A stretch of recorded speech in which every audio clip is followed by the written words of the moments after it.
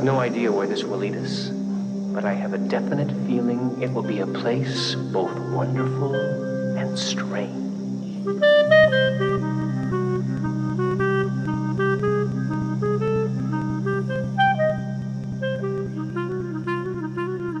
Hello, and welcome to the wonderful and strange Twin Peaks Logcast. I'm Kalil, and with me today is the vibrant red rose to my white picket fence. It's blue velvet.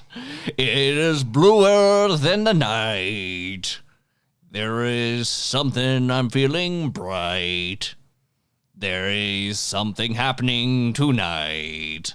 I want to fly a kite. Da night. You know, I thought about calling you the wriggling beetle to my robin beak, and I didn't. I chose to call you a red rose out of kindness. I'm beautiful. And this is what you've done to me. I know, I'm doing something beautiful. You're welcome. So who are you, stranger? I am the Unplugged Professor, and it is a pleasure to have you around here, Kalil. Welcome back in to the podcast. I'm glad to have you again. Yeah, I've run the podcast alone for many years now. I've been feeling a little under the weather, so if you're following us live in real time, I am sorry about the delay in this particular episode. Live in real time, please get away from our windows. Goodbye. We're talking today about Blue Velvet from 1986. Oh, 1986. A quintessential 80s movie, if there ever was one, right, Professor?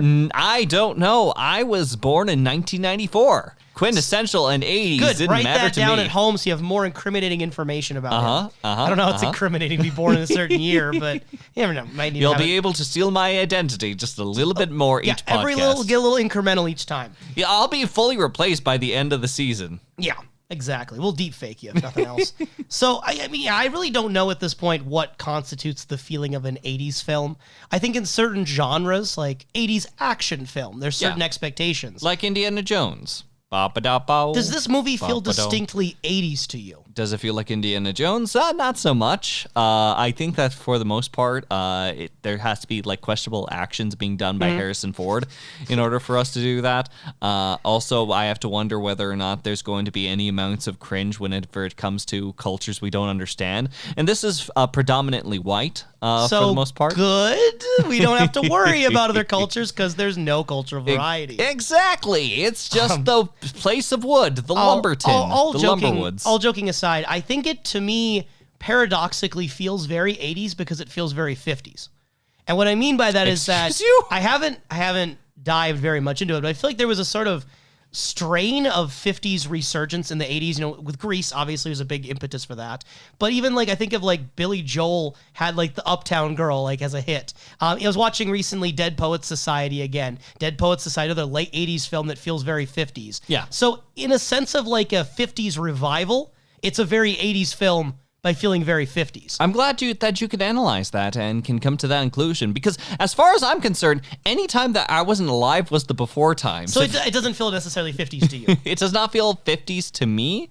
It feels like something that, with the emphasis on students with big old poodle skirts and so on, it does have that Grease feel. But again, I didn't associate Grease with 50s or anything like that. And obviously that idea gets carried into Twin Peaks later. Not much later. Yes, poodle skirts specifically. Well, I think about Audrey's, choice of footwear in the beginning, Yeah. or the general style and aesthetic, very 50s. So Blue Velvet, it's got about as many content warnings as I think we're probably ever going to have in an episode of this. So I do want to kind of just say up front that there's a lot of troubling and concerning themes in this movie. Mm-hmm. So throughout, we're going to be talking about scenes that involve sexual violence and assault. And sexual assault specifically. We're not going to use the R word when it comes to assault for a variety of reasons, but just know that that is definitely happening here. And even if we're not using that word or that language, we are not denying at all that that is what is happening in a lot of this situations. Yeah, we're not trying to dilute it down for like any sort of reason that the severity is meant to be quelled or anything like that, but to understand not only just the general comforts of those who have had potential experiences, but also for the fact that we do not know if this is podcast etiquette. Right. And aside from the sexual abuse, there's also physical abuse, drug abuse, various plot lines involving like missing children, missing family that could possibly be a trigger concern, and just dark themes everywhere. sexuality pretty explicitly, nudity explicitly in the movie itself. Yes. And language. I am someone who I just don't swear. It's just a part of my coding at this point. So Yeah, fuck you. So Professor is going to be the Frank in this situation. Oh, shit. And I am going to be the Sandy. I don't think Sandy can swear. So Poutine. anyway, spoilers incoming for Blue Velvet, as well as potentially Twin Peaks, the David Lynch short films, or any David Lynch film made before Blue Velvet, maybe. We might bring them up. As you can tell, this is going to be a fun episode just from the wall of text that we've provided with you today. But genuinely, I think that this is going to be a very great conversation. What would you say, Kalil? I look forward to just from like previewing your thoughts. I find this movie very interesting. It's one that I first watched it when I got into David Lynch's filmography. It was one of the first ones I think I watched because it's really easy to go from Twin Peaks to Blue Velvet, I think. I think Blue Velvet and Twin Peaks have enough in common that you're able to kind of jump in from like, you know, watching Twin Peaks to your first David Lynch movie being this one. Yes. It's generally very easy to understand compared to a lot of weirder Lynch plot lines. It's got stylistic elements, but it's not super surreal, not super out there. Mm-hmm. But it's still got a lot of that offbeat kind of quirky elements. It's got Kyle MacLachlan, right? It's got enough going on with, you know, Angelo Badalamenti's soundtrack. Angelo Badalamenti! And the overlap you can have between Lumberton and Twin Peaks that I remember watching it early on. And as a result, I wouldn't call it nostalgia, but it definitely colored my experience of the film. And now kind of going back and we're going through David Lynch's filmography in order, there are things I definitely still really love about this movie. I see it as kind of a second creative renaissance for Lynch. Like, I think he needed to break free of what happened with The Elephant Man and with Dune. Yes. And make something more his own again. This feels more his own. As far as, say, for example, like the word nostalgia that you brought up, I think that that's a very apt word, and not only because you said that there was early experience with yourself, but I do find that the very opening of this film gives almost a nostalgic, idealistic sort of view. Now, when you do say nostalgia, what sort of realm do you think that you're veering away from or you do not feel towards? Like, do you think that nostalgia is not plaguing your own views to the overall work, say, for example, with this being one of your early experiences, or this overall, like, I would say almost a nostalgia theme that the movie is sort of like bringing up. I was referring more explicitly to how it affects my perception in that, you know, I watched this movie early on as one of my first Lynch films right after Twin Peaks. Okay. And I think that colored my experience. And so I'm looking at it at a bit different of a lens right now. Yeah. And so Red or blue? Both at the same time. One in each glass, Jacoby style. So for me, this movie oscillates between, I usually go out of a 5-point scale, a 4 or a 4.5 out of 5. Mm-hmm. It used to be solidly a 4.5. Yes. If I was giving out of 10, I'd say like an 8.5 just to play it safe in between. You and your numbers. But for me, it really is in between a very good film and a great film, if you want to use like subjective words instead of numbers. And it's tough for me because I think that the atmosphere and mood of this movie is great. Yes. There's a lot of really iconic scenes. I especially enjoy what Frank as a character brings to the table. But I can't shake that in this most recent viewing, I was a little disappointed in how some of the female characters were handled in the film. Yeah. Sandy and Dorothy, I both have things that I wish they had been handled differently. And it's what kind of stops me from full on saying it's a 9 out of 10. Is that I do think there are things that are picking at my brain this time around. So yeah, I am affected by nostalgia, but I don't think I'm blinded by it. Well, as far as my ideals go, I gotta say, I don't need your paltry numbers. All I have to say is that this film... My chicken numbers? Your paltry numbers, yes. Paltry. Paltry. You said poultry. I think that makes me think of turkey and chicken. It's the same thing, I'm sure. I am somewhere. vegetarian. I don't know if I could still talk about birds. Well, then chew on this because this is more so of a diet wafer of a film for me. There are some very like smart choices. There are some very great points of atmosphere that I'm seeing from David Lynch as a director. I think that there are some very great moments in the film, and I will not take that away from it. But what I do find from the film is that there is just long strands of just more so following Kyle MacLachlan's character, which by the way, is an upgrade from Dune. Not too much for me. I think that there's more like reaction. I think that there's more range Kyle can express inside of this. But as far as the character of Jeffrey goes, this is very much a character just sort of like walking a line. Very passive protagonist. Heavily passive. He kind of makes his way across every single loop. And whenever there's like a complication that goes in his way, all he has to do is just talk it out, man. It's all fixed. Like everything's sort of erased away. Not to mention, as you were saying, like the representation of some of the female characters. For one, I was really excited for Sandy's end because it seemed that the starting route and how she for Sandy's end makes you like, I can't wait for her to die. I can't wait for her sandy butt to go to the grave. Anyway, no. She was giving off so much emphasis on this Mike character, and instead they kind of like crafted into an insecurity instead of being, say, for example, leading a life of criminalhood with Jeffrey, as opposed towards like having this relationship and also just trying to keep from any sort of mistakes happening with that. But no, we just kind of lean into the romance angle, which I find very dull and boring. Yeah. Not to mention the relationship that he does have with Dorothy.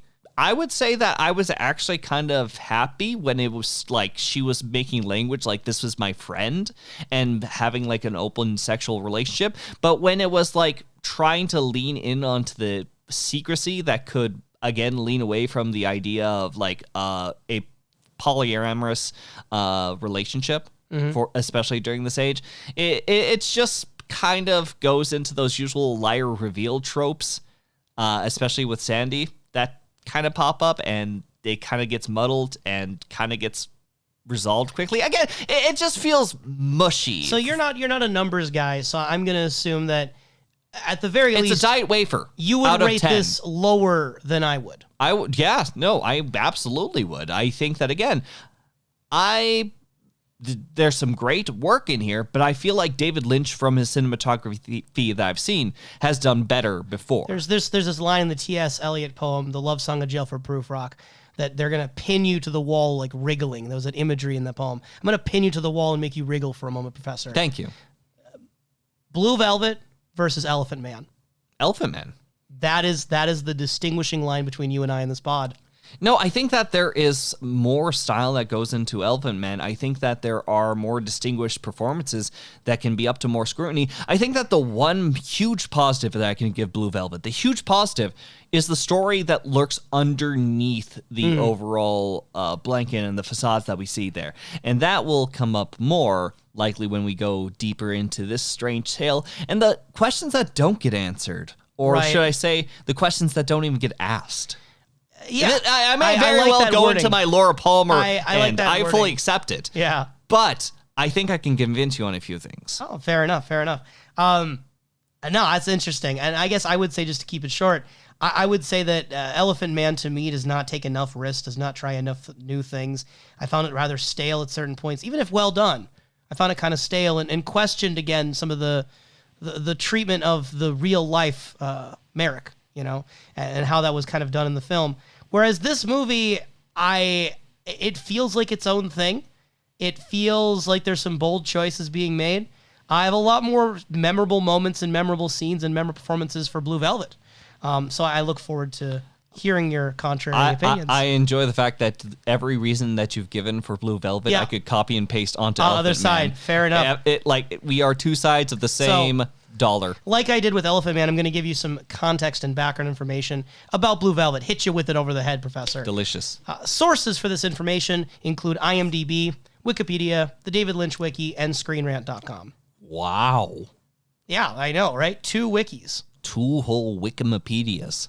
So the movie Blue Velvet, shocker, is based on the song Blue Velvet. Can I say Could you ever have guessed that? Listener, I implore you, I impede you. Like, if you decide to look into this... You're going to impede them? I'm going to impede them. I forget the meaning of the word, but I'm going to do it. That means stop them. I'm going to stop you from doing this because it's the bad option. Do not watch this film 3 times in the span of a month because you will despise the song Blue Velvet. It is played so many times in this film. I'm pretty sure it's like 5 or 6 points. Like from like 2 points of the main like actress, who plays Dorothy, there is basically 3 moments, one at the beginning, one at the end, and I think 1 or 2 in the middle of just the standard singer singing Blue Velvet. It doesn't matter if you put it at 1.5 speed to catch up right before the pod to make sure you have everything fresh right before the recording. It still grates at my ears. It's a beautiful song, never meant to be repeated so many times, about 15 times in the span of 2 to 3 weeks. So David Lynch says that the song Blue Velvet, particularly the Bobby Vinton version, which I believe is the one you're referring to when you say that standard singer, he felt that the song to him communicated a mood, a time, and things were of that time. I agree. Which in turn influenced the film. I agree. I fully agree. The time just wasn't now for me. And kind of going into this, Lynch did insert a bit of his own memories and history into the movie, which otherwise is very much a fictionalized account. But there is a situation that happens with Dorothy in the film where she is shown kind of by the street fully nude. And this was largely cited to be something that Lynch was inspired by a childhood event that happened in his own life. There was a memory he's shared in like his biography when he and his brother were going home from school, and they came across on the way back home a dazed, naked woman walking down the street. And it left like a very big impression on him. Like he's recounted it multiple times in interviews and in books.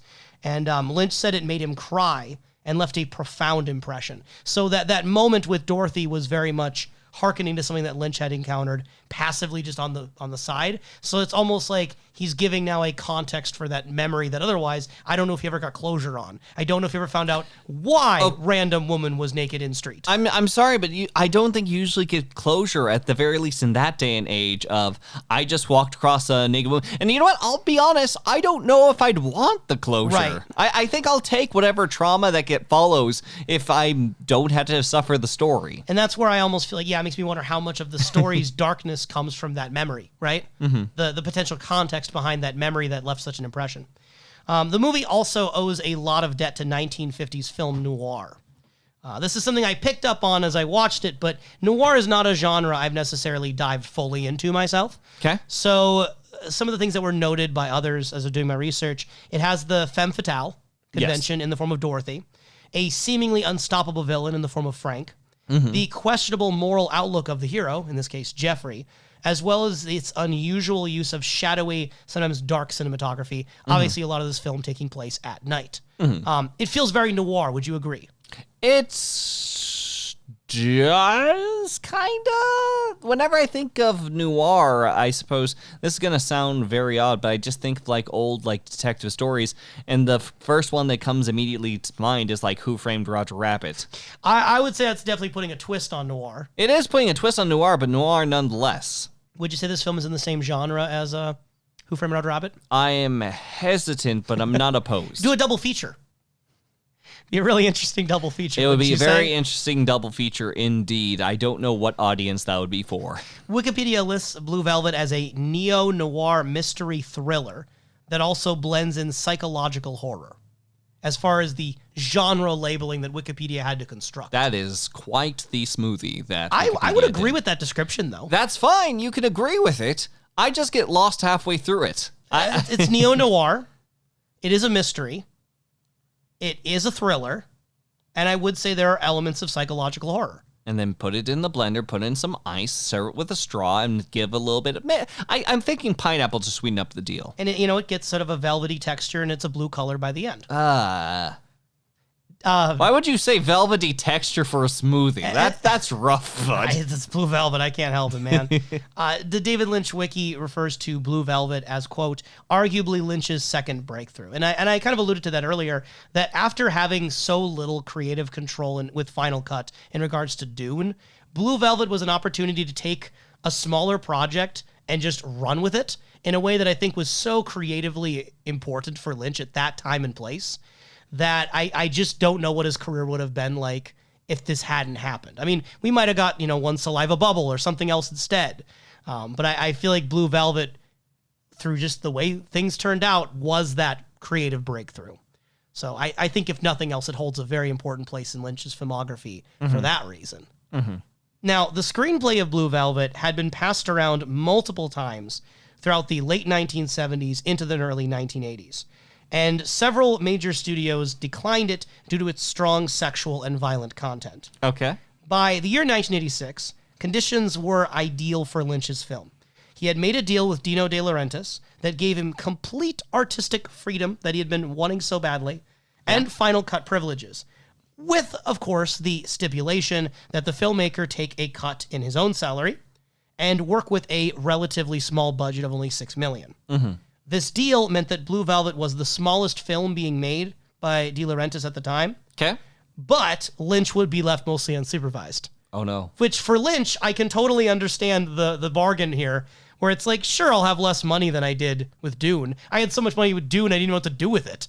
Whereas here, it's like, I can make what I want, and no one is going to stop me. Like, it's such a perfect deal at that point for him. I want to film the movie and fill it with pugs. But David Lynch, we're not allowed to go to the pugs since the last time. Then I will try again another day. In Lynch's own words, after Dune, I was down so far that anything was up. So it was just a euphoria. And when you work with that kind of feeling, you can take chances. You can experiment. Now, the Blue Velvet soundtrack was also, I believe, the first time he had worked with Angelo Badalamenti, who would go on to be like his main composer for Twin Peaks and many of his other films. And The in first this summoning occurred. and in this movie, Angelo Badalamenti makes a cameo. Oh. You probably don't recognize the man too much because you haven't seen him very much together. No. But he was the pianist at the club where Dorothy was performing. Ah. So he was playing the piano. I don't recall his face. And then also working with Lynch on the sound team was Alan Splett, who had worked with him previously on, I think it was just Eraserhead. It might have been The Grandmother. Maybe it was also Elephant Man. But for sure, Eraserhead. And I could hear it. I could hear that sound. Okay, I take it that I don't know why this is the under-table method of trying to identify this person. What do you mean? It sounds like you're being very speculative and that you have, like, put all the pieces together for this person. No, I mean, it was Alan Splett in this movie. I Okay. just don't remember if he had only worked with Lynch prior on Eraserhead or if this is like their third or fourth time collabing. Is it just the internet has not provided those answers? I haven't looked. It's Thank fine. you, Kalil. All I'm saying is it's good to have Splett back because I think that his work with the sound design is really good. It's an often underappreciated art form. In Eraserhead, it was like one of the best things about the movie was the sound design. But I think even in Blue Velvet, it's a little more understated. It's still very strong throughout. I mean, Like strong throughout the is sounds of Eraserhead the in Beatles general. and the grossness under the earth and the machinery elements into the city. Oh, no, I'm not you arguing. needed those things. You know? I'm not arguing against that, absolutely. Speaking of bugs, speaking of machinery, Blue Velvet opened up with a curtain. One could argue a blue velvet curtain, slow moving, a darkness in the air. One could say it was like a little wind. One could say that. I don't know, man. I think that whenever I think of darkness, it's red. It's the red curtains that get me. Then we have the opening, rising Angelo Badalamenti score. Mysterious, dark, dare I say, provocative. You did. You did dare. Yes. You did it. I like the font for the opening credits. It's kind of regal. It reminds me of like a brand you would see of like old cigarettes. It's Like yes. it's an old cigarette font. You know, it's trying to be classy, but there's a bit of grime to it. It's vintage classic. You know what I'm saying? No, but I feel like it's fancy enough that I can get adjacently to the It's idea. fancy, but not in a way of real fancy. It feels fancy for the purpose of contrivance. What's a real fancy? Like, what is like actual authentic fancy I don't know. I font know for it when you? I see it, you know? You know when you see it. Remember, if you need like advice on fonts, Kalil is your guy. I also think, and this might be reaching a bit, you know, you associate movies a lot of times with curtains. Like you go to a movie theater and there's the curtain that opens up at the beginning. Usually that curtain's red, though. This curtain's blue. So I do feel like it might be a twist on the expectation of like, yeah, we're framing this as a movie. It opens up on curtains, but we're doing the blue curtains instead of the red. It's going to be something a little different. We're going to do something a little bit subversive here. I mean, that when has that not been like when you're going to a David Lynch film? I know, but I'm just saying that's what I think he's doing. I don't know if you had any bigger thoughts on why it opens up with the blue curtains. Is it just because Blue Velvet? I think it's because Blue Velvet and is presenting itself. It's just literally Blue Velvet does Blue Velvet. I think Blue Velvet because Blue Velvet. So if they want to use Blue Velvet curtains while Blue Velvet plays in the background That wasn't Blue for Velvet a at the movie beginning, called though. Blue Velvet. Blue Velvet doesn't play at the beginning, though. I could have sworn that it was Blue Velvet that plays at the start. It was an Angelo Badalamenti track. I believe it's a new composition. It's got that, again, that dark and mysterious, dare I say, provocative sound. I do know for a fact that after, at the very least, Yes, the curtains, after. we do get to the Blue Velvet. And I think that presenting Blue Velvet with Blue Velvet curtains for the movie called Blue Velvet, perhaps Maybe. it is for the purpose of Blue Velvet. Sounds a bit reaching to me. We then see the red roses. Very red, might I say. Almost like painted red. They're so vivid. And then we have the white picket fence, which I also noted was very white. Freshly, it feels like it's stark white. It's not like a chipped away old kind of white. It's like this is recently fresh. New fresh coat of paint, making everything all pretty. You know what I'm saying? I know what you're saying. As far as this goes, all of it feels like artificial and perfect. Yes. We then get what in my opinion, one of the most iconic shots in the movie of the fireman in the fire truck waving with the Dalmatian. Yes. Love that shot. Yes. So much is communicated by the slow-moving waving man. It's just a happy scene. Every single picture in this shot could have been put onto a picture of a postcard just saying like, hey, come down to Lumbertown. And we get this Lumberton. shot of kids being led across a crosswalk, right? More of this idea of safety, that there's these sort of boundaries that if you walk in there and you have law enforcement and people around and fire departments, you're going to be safe. We're going to keep this all good and purty for you here in Lumberton. And I guess it sets up this sort of normalcy, this comfortability, this protected nature that the film will then obviously undercut later. I mean, it most certainly sets it up, but I think that also creates a little bit of an unsettling feeling. Yes. It's too good to be true. I like the opening shots. I like the opening shots quite a bit. I like the opening shots when we get further in, let's say to a man like, watering his lawn. With a hose that With a just hose. happens to get twisted and caught, and the result is building water pressure. Mm-hmm. It happens to everyone. Happens to everyone. And as this guy has like a stroke or a heart attack. Sudden pain seizing up in the neck. Yep, falls over, still clutching onto that overall water as he ends up sort of like spraying around him and onto himself as a dog, like picture perfect dog, comes over to try to attack the water. Meanwhile, picture perfect baby walks over. Again, like pieces of innocence and happiness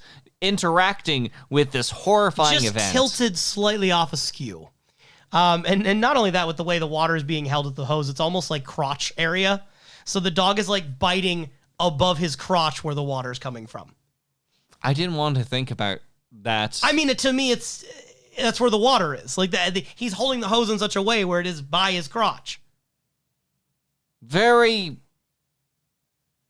You didn't think of that? You very.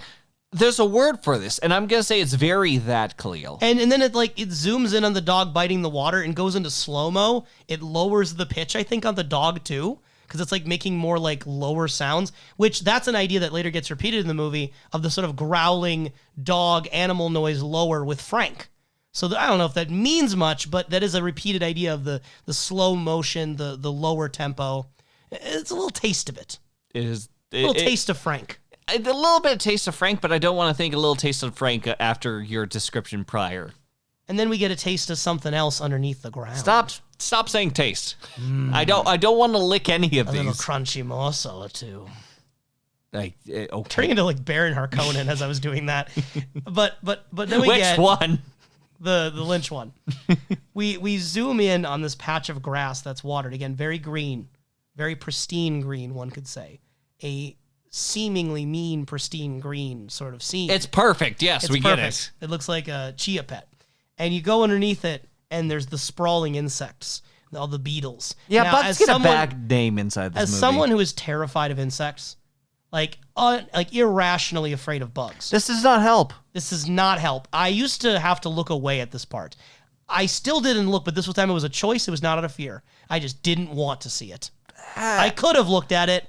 I just didn't want to. Instead, I got to hear it. I just feel Because again, Alan Splett's sound design is amazing. I just think that as far as like bug representation goes, they don't get that good. I think the only thing that like bugs have ever gotten was A Bug's Life. But from that point Ants, on, well, I don't know if Ants is good representation. No. Considering who was involved. And Unfortunate events, yeah. So yeah, no, I think that A Bug's Life is the only positive bug thing I've ever seen. So seeing them kind of like being emphasized as this unknown darker force wriggling in the background, I get where it's coming from. It's so two things. One, for the record straight, I actually like Ants more than A Bug's Life. I'm not going to get into that right now because it's off topic, but I do like Ants better. Yep, that's fine. It's one of the record to show. No, I think it's a superior movie too. Thank you. I still don't think that I still think the best. considering the main lead, it's not good and representation.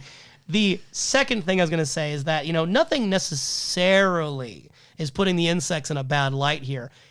It's just that there's an unmistakable framing here, right? It doesn't have to be light because there's the sound of... Like, this is clearly menacing. Yes. Right? Without it necessarily telling you, but it's showing you, it's telling you, just not with English. It's telling you with booming music. So the common interpretation, and I genuinely think it's a good interpretation, is just this idea of the perfect, the well-kept exterior, but inside is a sort of darkness, a sordidness, a chaos underneath. And that being a kind of microcosm for the whole film. Mm-hmm.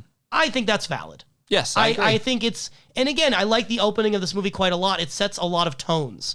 It sets the idea of something being normal, just off skew, but there's a darkness and an uneasiness to this.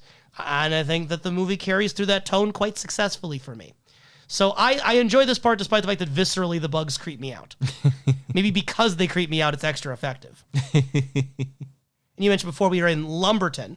So we get a shot of a billboard. Says, Lumberton. Welcome to Lumberton. And there's this glamorous actor lady on there, and the song is playing on the radio, Logs, Logs, Logs. On WOOD. Glamour in the Pine. And we pan across like this harbor. The radio man says it's sunny outside, so get those chainsaws out.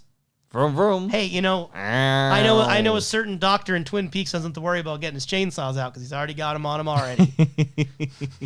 No, I think this is, again, a great line where it's a sense of uneasiness in an everyday scenario. I know what he means because they make they cut trees in Lumberton.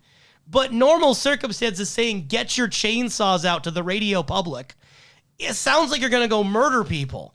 It sounds like you're trying to create civil unrest. It most certainly is an aloof way to sort of introduce the overall city. Meanwhile, we're also going to be bringing in, not listening to the radio, just sort of like existing at the same time as the radio, Kyle MacLachlan's character. Now, before we get to Jeffrey, one last thing, and this is a bit of a reach, but I do believe in it. So I think it's like either right before or it's like right at the same time we see Jeffrey, the radio man says at the time of day that it is right now. And he says, at the sound of the falling tree, it's 9:30. And my brain is picking at that phrasing, at the sound of the falling tree. It reminds me a lot of the idea of if a tree falls in the forest and no one's around to hear it, doesn't make a sound. Because when I think of the sound of a falling tree, that's the catchphrase, the idiom that I think about. It sounds like 9:30 to me. So you can read it as it's just a segue because wood, Lumberton.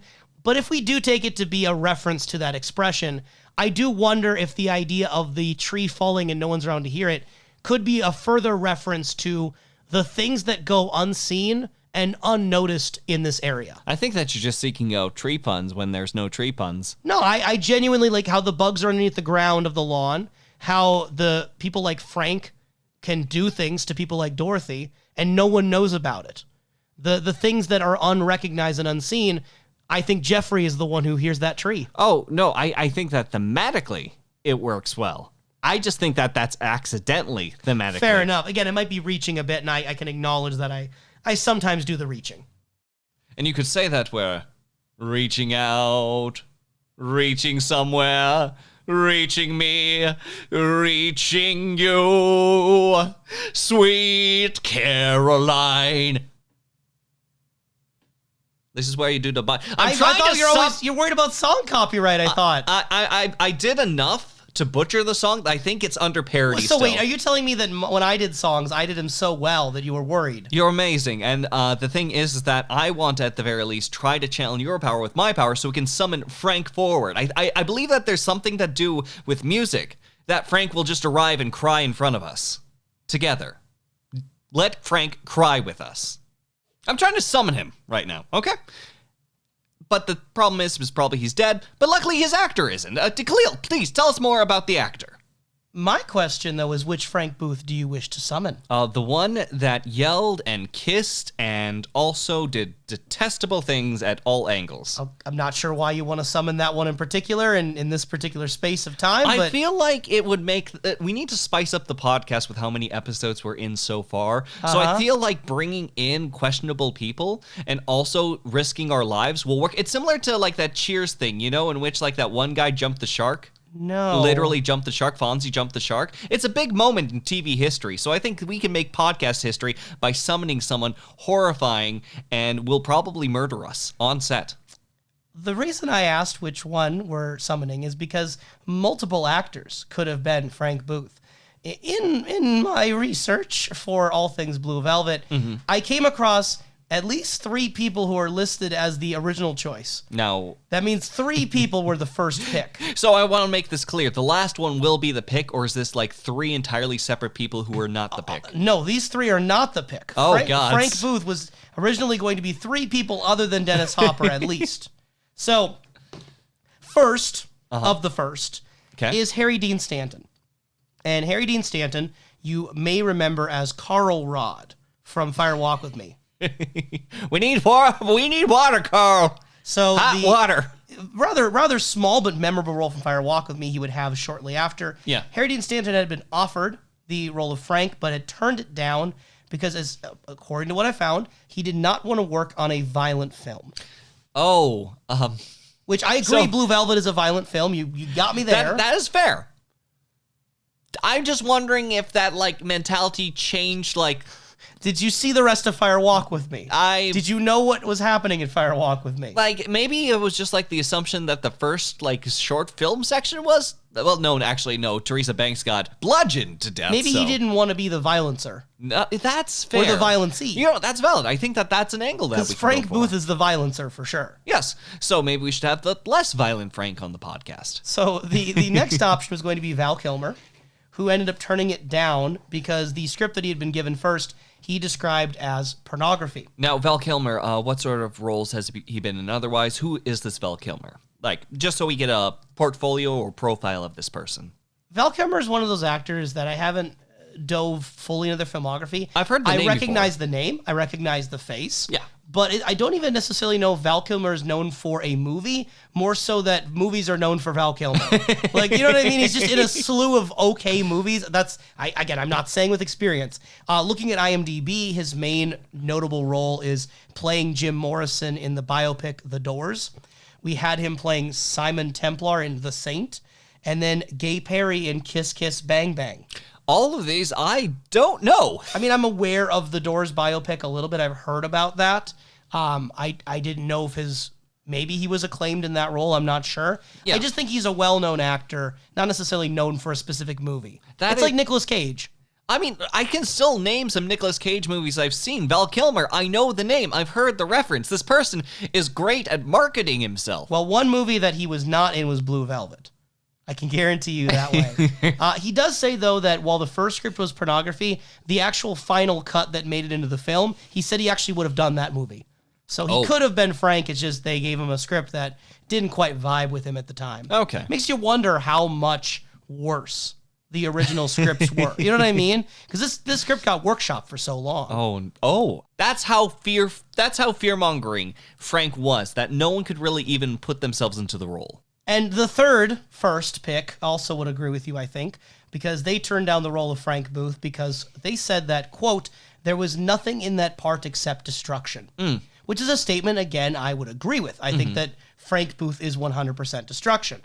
And it's perhaps for that reason that we did end up getting Dennis Hopper, because out of all the people who said no, Dennis Hopper said, reportedly, when he saw the role, I've got to play Frank because I am Frank.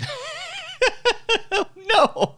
Yes. That's the one you want to summon, Professor. Apparently, yes, exactly that. Again, we gotta do something about it. I'm sure it's gonna turn out just fine. Like Fonzie made it over the shark. So as long as we channel Fonzie, we should be fine. I just think it's really interesting, the sort of legendary history of this role being passed around from so many different people, and you know how much of it the timeline's been skewed by time and rumor, who knows? But the way in which it ended up falling into Dennis Hopper's hands and his lap, but what he did with it, I think, is important. And from what I remember hearing and reading, this is a pretty defining role for Dennis Hopper, someone who was kind of at the bottom at that moment and needed that role, and it just was so perfectly cast. Yes. I think you and I would agree, despite our different opinions on the movie, the casting of Frank Booth and the character execution was one of the strongest elements of the film. He's literally the strongest element of the film.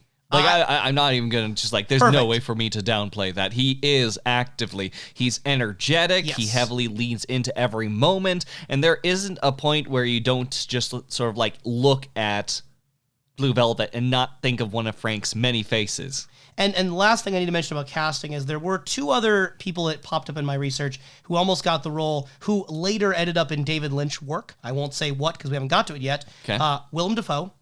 And also, I'm not sure how to say the name. I think it's Robert Loggia. It might be Loggia. But both of them could have been Frank, turned it down, and were later used by David Lynch. So a lot of these people, put a pin in them. They come back. Ow.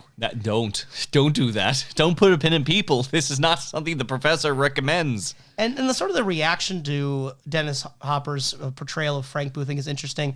I saw him listed as one of the most like chilling and evil and scary villains, but I also saw him listed as on this one list over here, the 100 greatest movie characters of all time by Premiere Magazine. They quoted him as the most monstrously funny creations in cinema history.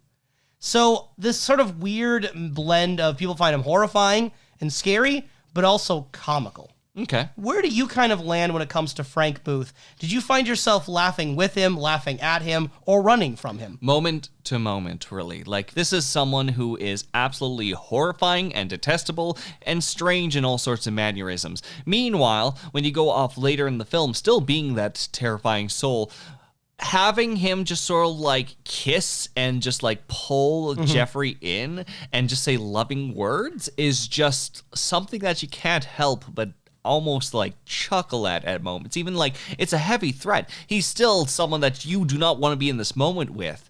But the atmosphere that sort of like clouds around to makes almost feeling every moment with Frank to be obscured. I think so much is epitomized by his wording that when he death sentences someone, when he threatens them, he sends them a love letter.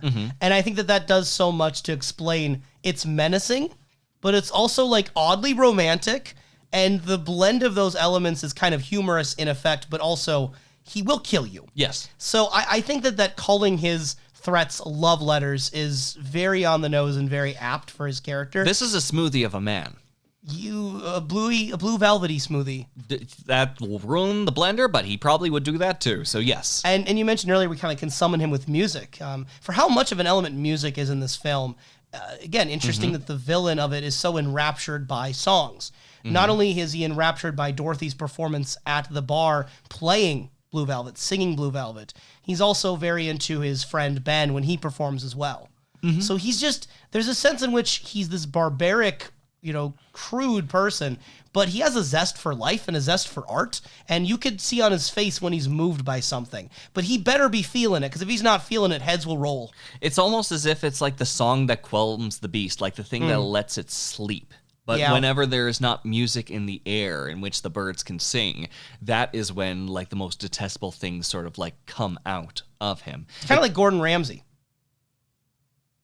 Go on? Gordon Ramsay is known for his anger, his brashness, his aggression. But if you were to give him really good food, I'm sure he'd be quite happy. No, it comes from a love of food is why he's so angry. No, he's angry because you Frankenbite things and then you make an image out of a guy. See him overseas or see him work with kids. He's absolutely lovable and adorable. I'm sure Frank Booth would be great with kids too. Please don't put him in front of the kids. I'm sure he and Donnie got along. It's fine. I'm sure. He leans into the kid angle himself so much. Yeah, that's true. Let's not do There's that. There's a few psychoanalytic layers we can do with this. Yes. So the first time we see Frank is when he comes into Dorothy's apartment, and Jeffrey's just chilling in the closet at the time. Chilling is a word. It's watching a word in the watching what transpires.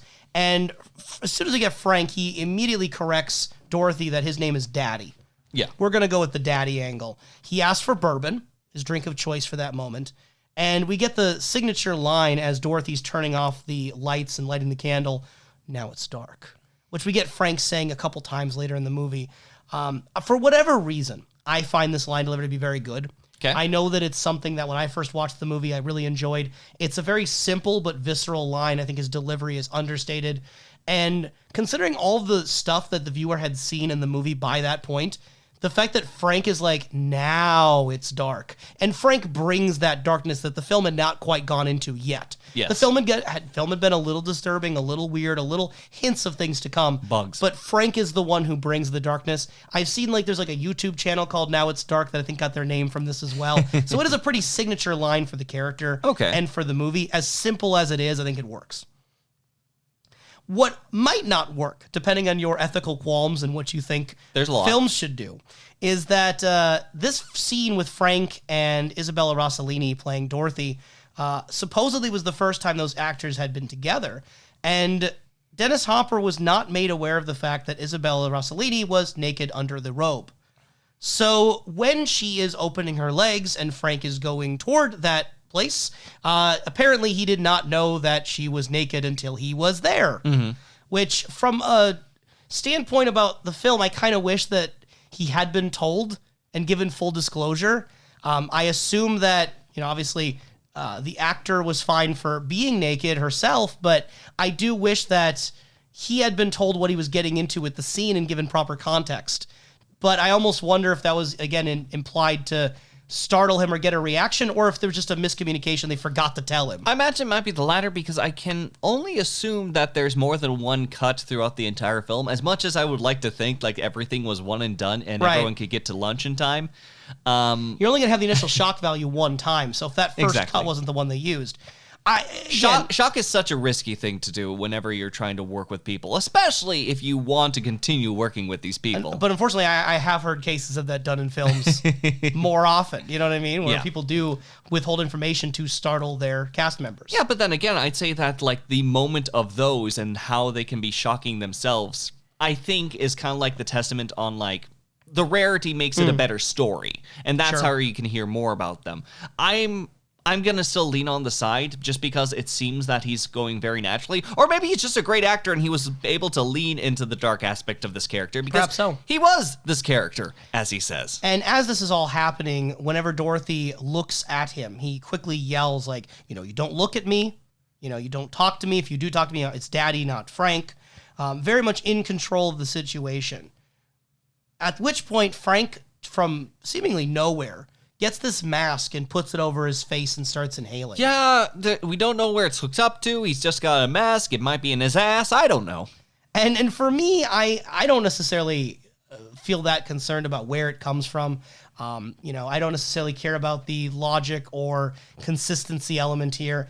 I just more like the mystery of suddenly out of nowhere a mask exists. I like the spontaneity of it. When I'm watching it, I don't know what to expect. I didn't think this would happen. There was no foreshadowing for this. But he just starts inhaling this mask, and as he's like really getting into that inhaling, you could sense his demeanor change. Yes, and meanwhile with me, I love sort of like digging into like the logic of the world and where this can come from, if this is truly a reality in the film and how it works. I think that there's a fun Sam Stanley mechanical nature to it all that adds an extra layer of entertainment on like, just imagine like when Frank is getting dressed up, he has to like anaconda, like move around all the cords across his torso and just sort of like hide it amongst his little chest and just sort of like his little tiny chest. He's got a tinier chest and this gets bigger thanks to the sheer amount of like corded amounts of like breathing apparatuses around him. He is a cord man out of a man. He is made out of cords and breathing. And his character strikes a chord as well.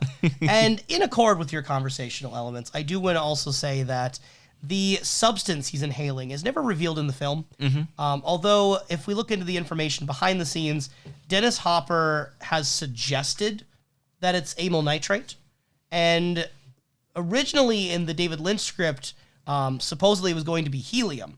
And the realization that helium would be comical and would be very strange and kind of fitting in a bizarre way. But Lynch did not want to go for laughter with Frank. He didn't want to go for, he's talking in a high squeaky voice, everyone laughs in the room. So the gas is never quite stated, but amyl nitrate, apparently according to the information, it enhances sexual experiences. It fits the description of what's happening here. As opposed towards helium, which I imagine would be more horrifying in something like Who Framed Roger Rabbit. So the natural companion piece double feature for this film. Exactly. Both are dark, both are mysteries, both death. And you mentioned earlier that Frank kind of takes on a childish persona at times. It's after inhaling what we're going to say is the amyl nitrate, potentially, that he starts repeating mommy, right?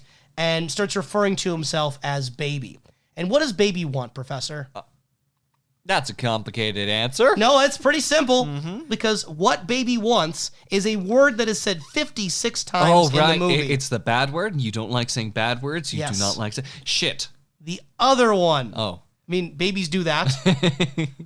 Babies do that for sure. The thing we're talking about, babies don't do. Oh, fuck. There we go. Fuck. So 56 times the F word said in the movie, and it's always said by Frank except for one time, and that's when it's Ben saying it at Frank's command. So 55 F-bombs from Frank in this movie. Is it enough? I think that Frank ran out of fucks to give. I think he gave all the fucks in this role. And I will say, despite the fact that I myself do not partake in the sailor language, The fuckery. I have no problem watching it in a movie, and I could sense a certain point at which something feels too edgy when it's trying to swear all the time, where it just feels kind of like, ugh. I don't get that sense of Blue Velvet. I actually don't feel it's gratuitous. I don't know about you, but when I was watching the movie, and obviously most of it comes from Frank then, I didn't feel like it was too much.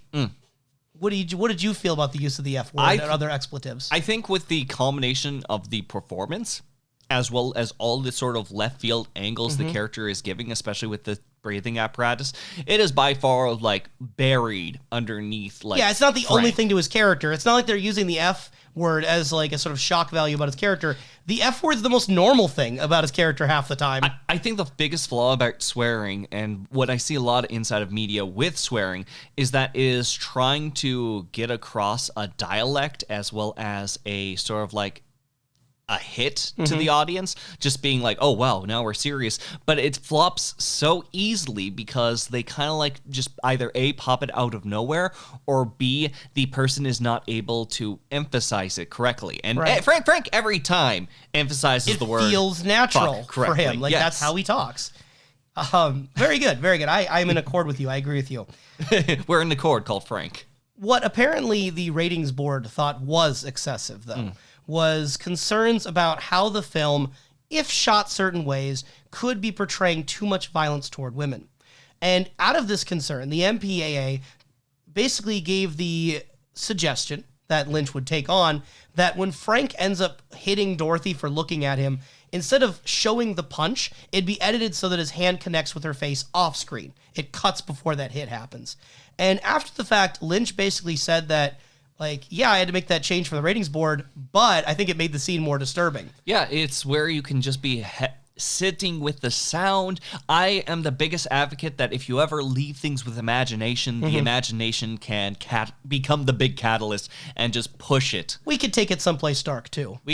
We have the ability to as well, and it's a weird case of trying to make a solution out of something. I think given the restrictions that Lynch would have felt, minimal as they were, because again, he was a lot of creative freedom. Yes. When he had to work around ratings and issues to avoid an NC-17 on it, I think that he was able to not cut corners. I think a lot of times what he didn't show felt appropriate. I still could imagine it still could be led to that dark place. I never felt like the movie was holding back its punch. I felt like there was a lot of punch on the table. Even though literally they did hold back this punch. They literally did? You're right. I realize the irony. Notably, when we have Frank in this baby mindset, he also says baby wants blue velvet, which has multiple layers of meaning because, yes, he does enjoy Dorothy singing Blue Velvet, but also she is wearing a blue velvet robe when she's around Frank. Clearly, that's what he wants her to wear. Yes. And there's a piece of fabric that I believe he rips off the dress. It's a little unclear, I think, in the way it's shot, how this came to be, at least from my viewing. But he ends up with that cloth and he puts it in his mouth. Right? Yeah. So he wants the blue velvet of the dress, the song, and almost I wonder if blue velvet is a feeling for him. I think that it also can be like considered on, say, for example, David Lynch's use of color that we have seen thus far with things like Twin Peaks, as well as Blue Velvet, this beast sort of like feeding off the blue and being calmed by this blue light with this singer who is singing amongst the blue, that is where he gets quiet. Yeah. I think that there can be something to say with, at the very least, the style David Lynch is going for and what blue means. And my mind is like firing on cylinders right now, because if the whole impetus of this movie was David Lynch thinking of the song Blue Velvet, thinking of the feelings and the mood of that. Yes. The movie's called Blue Velvet. It opens with Blue Velvet curtains, etc. Yep. Isn't it interesting that the character who is drawn to Blue Velvet isn't the main character, isn't Jeffrey? It's Frank. He's drawn in. He is still drawn. He's still falling into it. It's just that the difference is that Frank is a hungry beast, and meanwhile, we have a different character that's dabbling with curiosities. And you can say that there are like leanings in which like Jeffrey is starting to push into that Frank angle when he gets in deeper and deeper. But Jeffrey not isn't in the that one... way sexually. Well, in that way sexually, but also don't think of it that way for the moment. I'm just saying that like Jeffrey isn't the one asking for Blue Velvet by name. He's not the one with Blue Velvet material stuffed in his mouth. He's not the one on the verge of tears listening to Blue Velvet. He obviously is interested in Dorothy, obviously continues to see Dorothy. Yes. But the specificity of Blue Velvet is so tied to Frank, which I don't know if we're meant to read commentary into it. I guess if I wanted to, armchair psychoanalyze this here, we have this sense of Blue Velvet as a feeling being very 1950s nostalgia, being very beautiful, being very calming. And it's almost like for all of Frank's aggression, for all of Frank's wildness, speeding around town, drinking all the Pabst Blue ribbon he can get his mouth on, we also have this sort of desire for these peaceful 1950s songs. His hyper-violence is balanced out by what could be nostalgia. Because thinking about Frank's age, how old would he have been in the 50s? Was that his childhood? I think there's things you could read into here, right? Yeah, I think that you're selling me enough on that, especially since I'm bad with like ages and time and just like trying to clock people like that. But I do believe that there can be something to say about that. I think that the nostalgia angle is really pushed as well because he takes the role as baby as well as with like a motherly figure, but also daddy. He's making this sort of like family dichotomy for himself to find himself in an area of either power or comfort, whatever he needs in the moment. Put it in perspective, Dennis Hopper, the actor who played Frank, was born in 1936. So he would have been, 14, 15 around the time that Blue Velvet, the song, would have came out. Okay. So if we take Frank to be the same age as the actor, he would have been a teenager when Blue Velvet came out. Not childhood, but still formative adolescent years.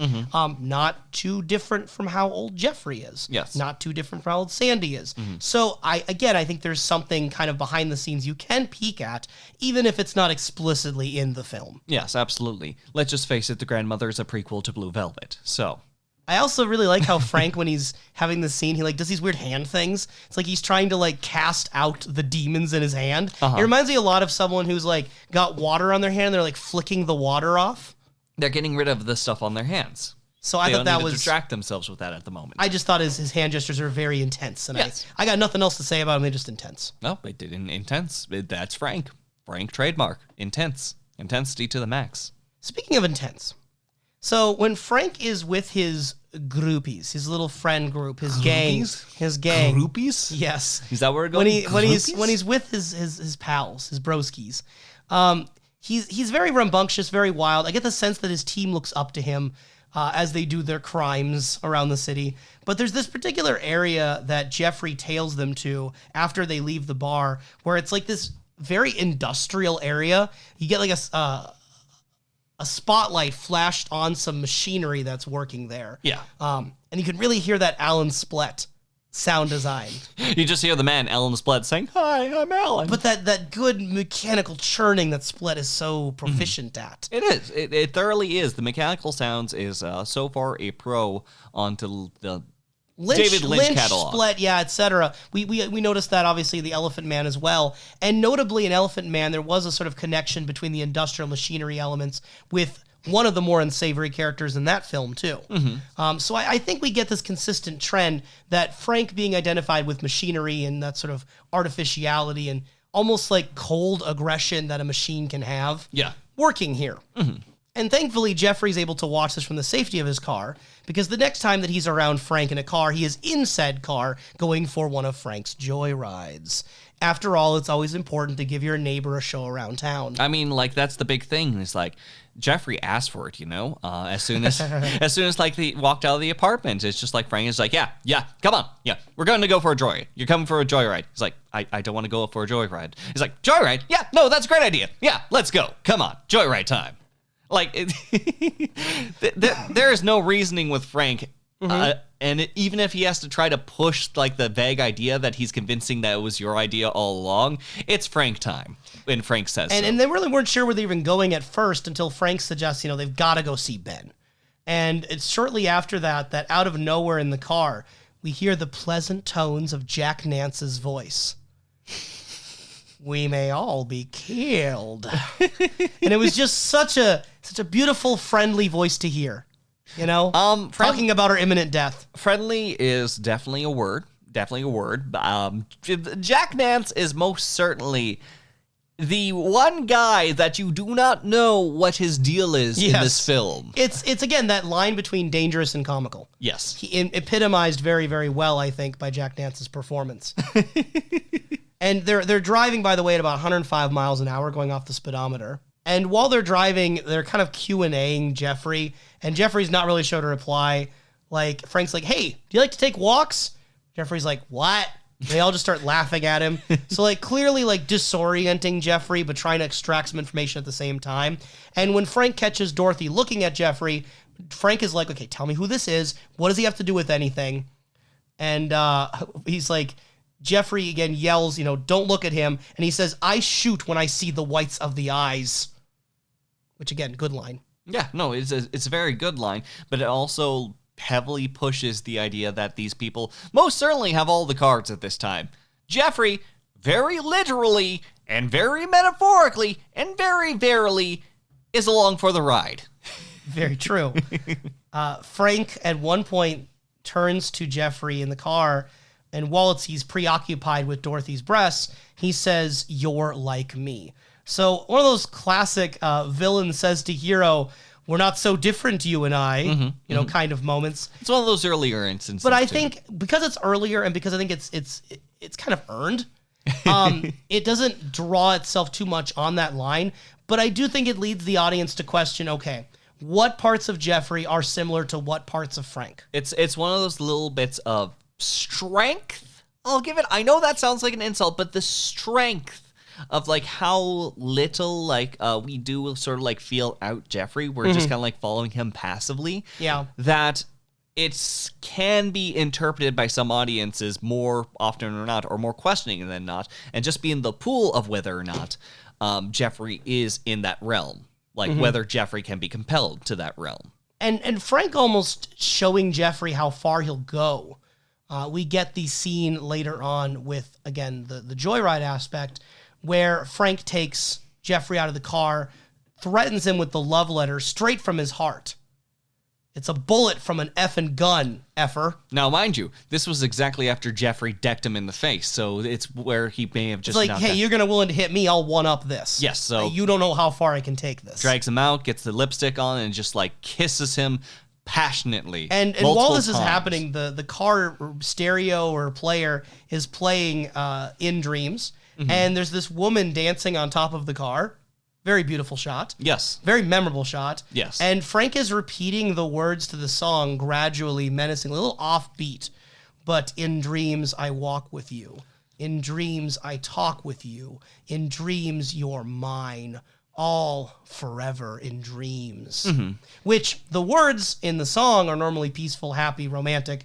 But out of that context, in the sense of Frank. Frank is someone who may find himself to be a romantic, but truly he is Jeffrey's nightmare. And those around him being this sort of like essence of like always being there lingering as a dream.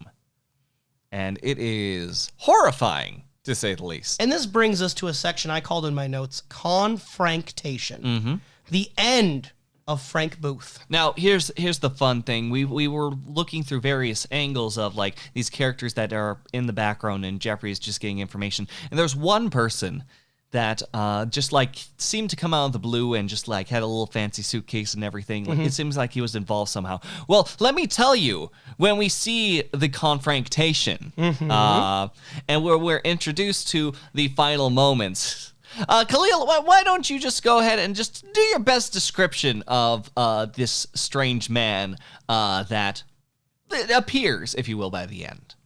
You mean Frank Booth in the Groucho Marx cosplay?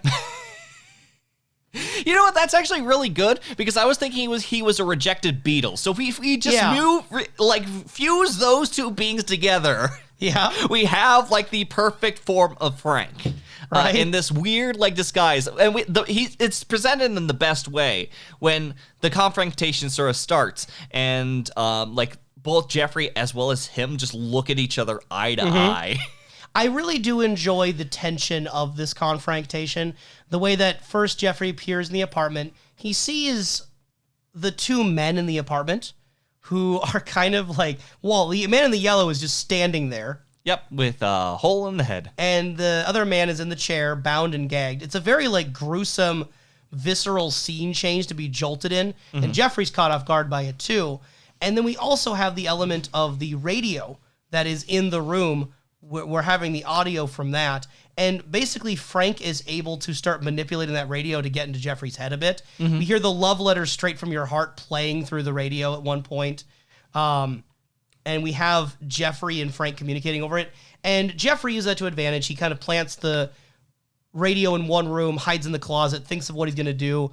And Frank just goes in here and is like, you idiot. Like, I had a radio. How do you not know what's going on? It starts like shooting up the room where he thinks Jeffrey's at. Yeah. I really enjoy the tension, the drama of it all. I think, again, it sells. I think that it's a moment of cleverness that feels more right with Jeffrey's, just because there's moments in which like he's being very analytical, but I don't feel like it's very earned analytical from what we see from his abilities. But when you do actually just see him just sort of like tossed over there in just like a split second, and just with what information he's received with with Frank rather, I think it's just a really good, fun scene. And also the element here that Jeffrey's able to overcome Frank by using the kind of methods Frank would use. Yes. He takes the gun from the dead body of the yellow man, waits in secrecy after doing a little bit of treachery and betrayal, and then as soon as Frank is inhaling from the mask, Jeffrey opens that door and shoots him right between the eyes, or in the head area in general.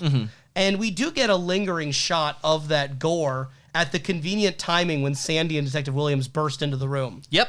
So that is the end of Frank Booth, shot down by Jeffrey. Yes. Any other big thoughts on Frank as a character? Anything we haven't said already about this man? There is not much to really say, but at the same time, I think that's where he's just very memorable and sticks inside your brain. It's because there's enough obscured of this man on where he's at, on why he's the way that he is, and those small little lines that he's able to deliver so well of dreaming, that it makes Frank almost like a horrifying monster in an old story. I think in terms of Lynch's villains, he's one of the strongest in my opinion. And I think has such a great role in the movie. And it's not just the script, it's not just the performance, it's both working in harmony. Yes. I think that there's other characters who were performed well, but the script didn't quite give them enough. Frank thankfully Dennis Hopper, I should say, ran with what Frank was given. Okay. We did notably skip over one section, and that's because we want to talk about Ben, the character, more in isolation here. So Ben is played by the actor Dean Stockwell. Yes. And Dean Stockwell began his career as a child actor in the 1940s, and a friend of his and frequent castmate alongside him was, at the time, Russ Tamblyn, who had remained friends with him through adulthood. Now, who's Russ Tamblyn? I'm getting to that. So Dean Stockwell invited Tamblyn as a guest to a party promoting the film Blue Velvet, and that is where Tamblyn met David Lynch, expressed interest in working with him, and Lynch said, maybe my next project. Yes. And that is how we got Russ Tamblyn as Dr. Jacoby. Oh. Yes. Really? Yes. My God. Which also, there's a great irony here that Dean Stockwell is his friend and plays the character Ben. Russ Tamblyn worked previously with Richard Beymer, who plays Ben on Twin Peaks. Because that was one of the big things people would talk about, is that it reunited the West Side Story actors for Russ Tamblyn and for Richard Beymer. Right. So, yeah, there's just layers to this whole element here, and that's how we got Jacoby, which, again, Twin Peaks wasn't that far off. So not only do we connect Blue Velvet to Twin Peaks for thematic reasons and stylistic reasons, but also this is how Twin Peaks got some of its own actors. Brilliant. Okay. As far as the character of Ben, he only has one scene, but a very, very memorable scene in the movie, I would say. I think it's one of your favorites. Oh, yeah, absolutely. I think that there's multiple things with Ben. So, It's like a Reese's peanut butter cup. yes. There's chocolate and there's peanut butter. There's chocolate and there's peanut the butter. foil, the delicious foil. There's just like an atmosphere with Ben. Ben is so good inside this role that I find it to almost be a flaw in just like the film that they have not like interacted more between Ben and Frank, because I think that their separate energies just work so nicely. While Frank is bombastic, he is someone who is just very loud and inside your face. Ben, Inside your face is a great way inside to of put your it. face. Not in your face, inside Inside. your face. Ben, meanwhile, is someone who will just step right in front of it and just in the most calmest demeanor, just look at you up and down, just give you a grin before slamming straight into you. He has this almost like not necessarily calculated, but at the same tempo as calculated demeanor. You definitely don't expect his violence the way that Frank like shouts it to the world. Yes, and it's also emphasized with the overall environment. So when we have Frank, we have all his crew with this very like high energy, just this very like separated like individuals that is just like this motley crew. Meanwhile, Like the band. exactly, except not exactly. I don't know them. I don't either. Meanwhile, Ben is sitting inside this very clean home, this very aesthetically perfect home with these people, a large quantity of them, With much the painting older. of the topless woman in repose. Many of them seem much older, many of it seeming, at the very least, in image refined. And one seems like the upper torso wearing a tutu with a doll's head. Exactly. And when Yes. and when you are in the presence of this tutu doll head house, Say that 3 times fast. tutu doll head house, tutu doll head house, tutu blah blah blah, Good. you are almost expected to show respect to this person. It's at first where I think to myself, like, Ben's actually the bigger guy. He's pretty suave. Right here. He's very suave, and the amount of respect necessary that when Frank is able to give to Ben is surprising for the character. And it seems like in terms of their areas of business, Ben is able to be an area or facilitate an area for Frank's hostages. Yes. As well as there's some drug dealings going on between the two, I interpret, right? The candy-colored clown, I always interpret as a drug reference, right? I don't imagine if there's any other. No, there's a literal candy-colored clown in the trunk that he just dropped it off. Maybe they're just selling like imported candies from Japan. Oh man, like that market. Oh, it's dangerous. Before around we that had age. Facebook to recommend you these places that give you Japanese treats, where were you supposed to get your exotic Kit Kat flavors? Straight from Frank, but at the same time, I don't think that many people came out of the deals either. No, you really had to want to have a break of that Kit Kat bar to handle him. He'll break you. But amongst that breaking, there's like this huge amount of intimidation that even with like this Pabst Blue Ribbon fancy drink that they end up sharing with their fancy glasses that are fetched away, like Jeffrey can only watch on. And there is just this point in which like they're just trying to clock him, and like Frank is just like pushing him is like, no, show some respect. Show some respect.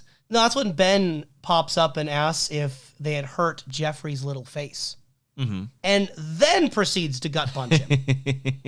It's almost as if like you expect that angle. Good cop, bad cop or something. Good cop, bad cop, in which like this person just sort of like leans in and is just more so, oh, now why did you hurt the poor child? Please, no, let him go. I'm sorry for these barbaric tendencies. But no, he's in it. He's just like letting it just sort of settle in order for it to maybe hurt a little bit more. And as they're breaking into these bad behaviors, they break the ice with a toast. Do you recall, Professor, what they toasted to? Here's to your fuck, Frank. That is indeed it. Thank you for saying it, because I am too much of a coward. Fuck it.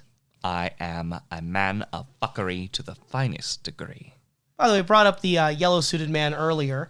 We do get a name for that man. Gordon, right? Detective Gordon. Gordon?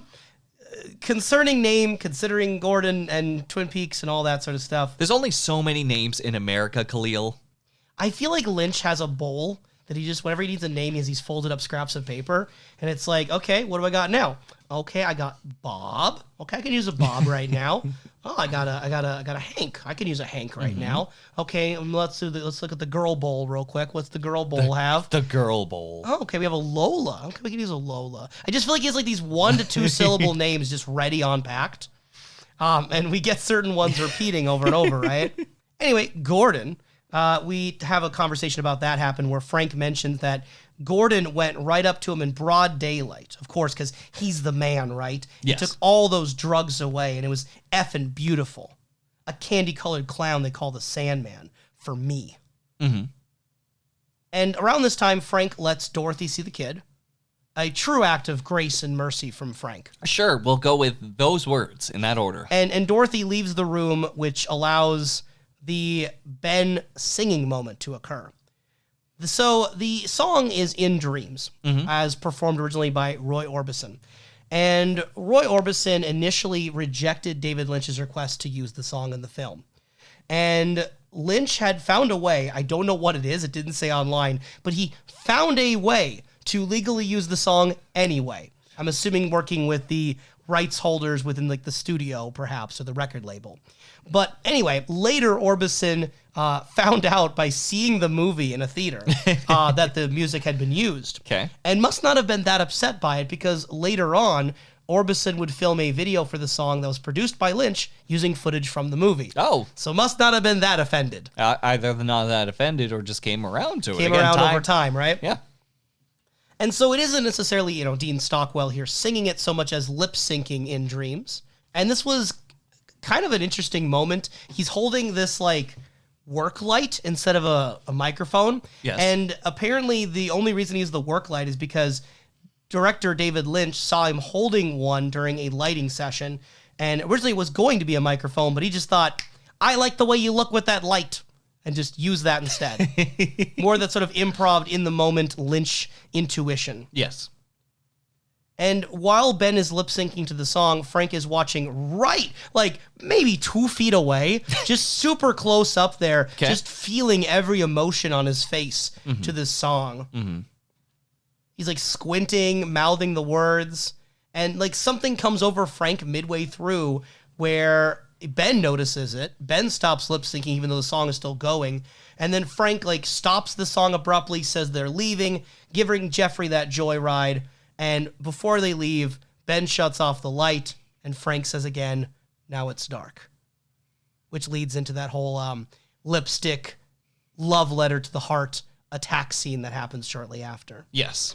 All in all, I just think it's a very effective scene to not only establish, again, Frank's personality, his crew members' personality, the people he associates with, his dealings, foreshadowing the yellow-suited man a bit more, but then also showing just how much Jeffrey's in over his head. Not only is he being taken to a strange place with strange people, having no control, Dorothy's not able to help him, but he's just about to get taken to the side of the road and shown what's for. And I think this scene sets that up really well, while also just creating a fun musical moment that isn't the song Blue Velvet. Yeah, no, it's one of those sort of like take pause moments inside of a film, but not so much in, say, for example, he would interrupt someone such as Dorothy on the stage. I think that there's enough that you can even just sort of like feed off from that moment alone. I've yet to connect anything myself to think of why Frank would interrupt in the moment, but it still tickles curiosity, I would say, at the very least. I think a character that tickles the curiosity of Jeffrey a lot is Dorothy Valance. Yeah.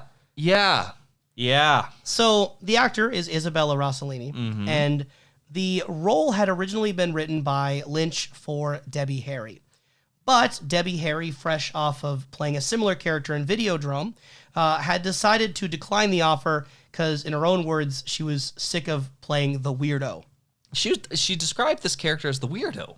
I also found similar to with Frank, there were other actors who had declined the offer throughout. At one point, Helen Mirren was considered for the role. And it wasn't until Lynch met Rossellini in a New York City restaurant that he found the casting for this character. Okay. And curiously, not that long after, because 1986 is the year I'm seeing here, Lynch and Rossellini would be engaged to marry. Oh. And be married from 1986 to 1990. So not only did he find someone to cast for the role of Dorothy, very pivotal role, very vulnerable and complex role for the film, but also this would be someone who Lynch in personal life would become quite attached to. Yes. That is a series of events that is interesting to me, I would say. It's always that line of with me. It might be just me, but the working with professionally on like the power dynamic between director and actor, and then that's sort of culminating into a relationship. I don't know the details around that added to that. Right. It's just a nature that is curious at best, that itches at me at the very least. Maybe I'm being unfair. And I think the IMDb trivia section was at times unfair in the sense of perhaps downplaying some of the intentionality here. I think it was the IMDb one for this, at least. All right. Is that when I was doing my research, there was a source, again, I think IMDb, Okay. where it said that Dorothy Valance's character was inspired by the story of Judy Garland, the real-life actor. And it said, coincidentally, Garland played Dorothy in The Wizard of Oz. And I'm like, What? no. It just so happened that she tripped into the Wizard of Oz. If Dorothy Valance was based on the real-life Judy Garland, I don't know her story very much. Yes. I don't know what Judy Garland went through. But if that was an inspiration, I don't think the character being named Dorothy is a coincidence. Also, considering Lynch's love of the Wizard of Oz, it just so it's happened too on the nose. he saw the Wizard of Oz that one day. You're also going to tell me that's a coincidence that Valance was the last name when I'm thinking of Frankie Valance, another 1950s style music group or artist. Yeah. I'm just thinking it's too much. From the director that brought you Gordon Cole? Absolutely. You literally Coincidence. combined Dorothy from The Wizard of Oz with Frankie Valance as a character who's lost in a dark world singing 50s romantic music. If you yourself are finding yourself lost in a dark world singing these romantic bits of music and want to tell us more about what madness we're falling into, please email us at snakeeyedreams@gmail.com or tweet at us at snakeeyedreams, the numeral 1, as in there's only one thing I'm thinking went on here, and it's no coincidence. So Dorothy performs at what is called the Slow Club on Route 7. Outside is a neon sign with red and pink outline, antlers mounted in the middle. Giving me some Twin Peaksy vibes from this sort of aesthetic. Is it just because it's a bar? Is it because of the color blue? Red. The blue for the blue curtains. She's the blue lady. Dorothy has on blue eye makeup, red lipstick, red curtains, blue lighting. The effect of which on the audience, the blue and the red, feels very reminiscent of Laura watching the performance over in Fire Walk With Me over at the Bang Bang Bar. The Double R. Double R is the diner. What am I saying? The Roadhouse. There we go. There we go. And my point is that idea of the blue and red mixing. Blue and red are such pivotal colors for Lynch, and I'm trying to think. We haven't really seen them yet, have we? We didn't see blue and red in his short films very much because most of them were in black and white, especially the ones prior to this point. We didn't see blue and red in the black and white films of Elephant Man and Eraserhead, and then Dune didn't really do anything with blue and red. So I think this might be the first time blue and red are symbolic colors, huge mood colors for Lynch. Yeah, honestly, I think that there is something that really hits with the color red and blue with just general lighting, almost as if the red invites you in. The double R, the two R's, which I imagine is rest and relaxation, are conveyed as red. It's and if I'm also red and red. Red and red. Yep, it's the double R, red and red. My favorite colors, red and red. There's also the Bang Bang Bar. If I remember the neon sign correctly, it is red actively. And when you go in the performance, which is probably the most innocent of the actions that can happen inside. But the double R is the diner. We established that I was wrong on that. Yes, we are. Yes, we are saying that is wrong, but still the red of the double R is the thing that invites you in. To the diner, sure. And then the red cherry pie as well. Which honestly, the red cherry pie, it's an indulgent thing, but I will not say it's something good for you. And similar with the good for red, your soul, maybe. The red room is also ominous, lures you in, may not be good for you, may not be good for your soul. May not either. I love how we're still caught inside the maze of things such as even the potential quote unquote Black Lodge, Red Room, etc., etc. It's very questionable, and that's also the amount of questionable things going on in this bar as well, as we are being brought in on this strange siren song that's played probably daily. This seems like her main job, that every day she goes up to dress in blue velvet to sing Blue Velvet, and the place is is known pretty as packed. the Blue Lady. Known as the Blue Lady. So The Blue Lady. the Blue Lady. Okay, so stop Bs. saying that. Yes. I also think it's interesting then the idea of performance, because you have Dorothy performing as the Blue Lady, taking on this sort of image for other people as an entertaining figure. Whereas Jeffrey's next time seeing her, he is watching as an audience, but she is not performing. She is just herself, if anything, in a very vulnerable spot, and he is watching voyeuristically. Yes. So there's this sort of contrast that happens when Jeffrey goes there with Sandy, watches her perform in a moment where she knows she's being watched. And then it goes swiftly to a spot where Jeffrey is watching her and she does not know she's being watched. And then that also, when she puts on the blue velvet dress, it could mean either singing for the audience or it could mean giving Frank what he wants as a performance as well. Yes. So again, the idea of the blue velvet being what she wears when she is putting on a show, if you want to say, to get a reaction out of an audience. I don't know. There's things you could make of that, things you could say about that. There's a duality, especially with the character herself. Like, when she even parts with the overall costume, she is no longer necessarily the Blue Lady in the moment, but then she becomes something more, for lack of a better word, primal, in the respects of wanting these very extreme and instinctive things. She's just going with these flows and almost bringing people in. Similar to whatever red signs would as well. You know how also, coincidentally, she's named after Wizard of Oz character Dorothy? Not on purpose, just coincidence. Yes. She also wears red ruby heels. You know, ruby red heels. That she could theoretically, she could click three times. She could click it 3 times, but she doesn't in the film. She does not. So therefore, it's a coincidence. Exactly. And Jeffrey's in the closet watching her strip down. Kind of just, again, wrong place at the wrong time, but he also wanted to go there, so shoo on him. He could also kneel down. He drank too and much just not- Heineken. He had to pee. He missed his warning. He's now watching this all happen. And the phone rings, and Dorothy's talking on the phone. And this is something that confuses me, and this is maybe something that I would need to scrutinize further. I thought she was talking to Frank on the phone. But if that's the case, Frank gets there 5 minutes after the phone call.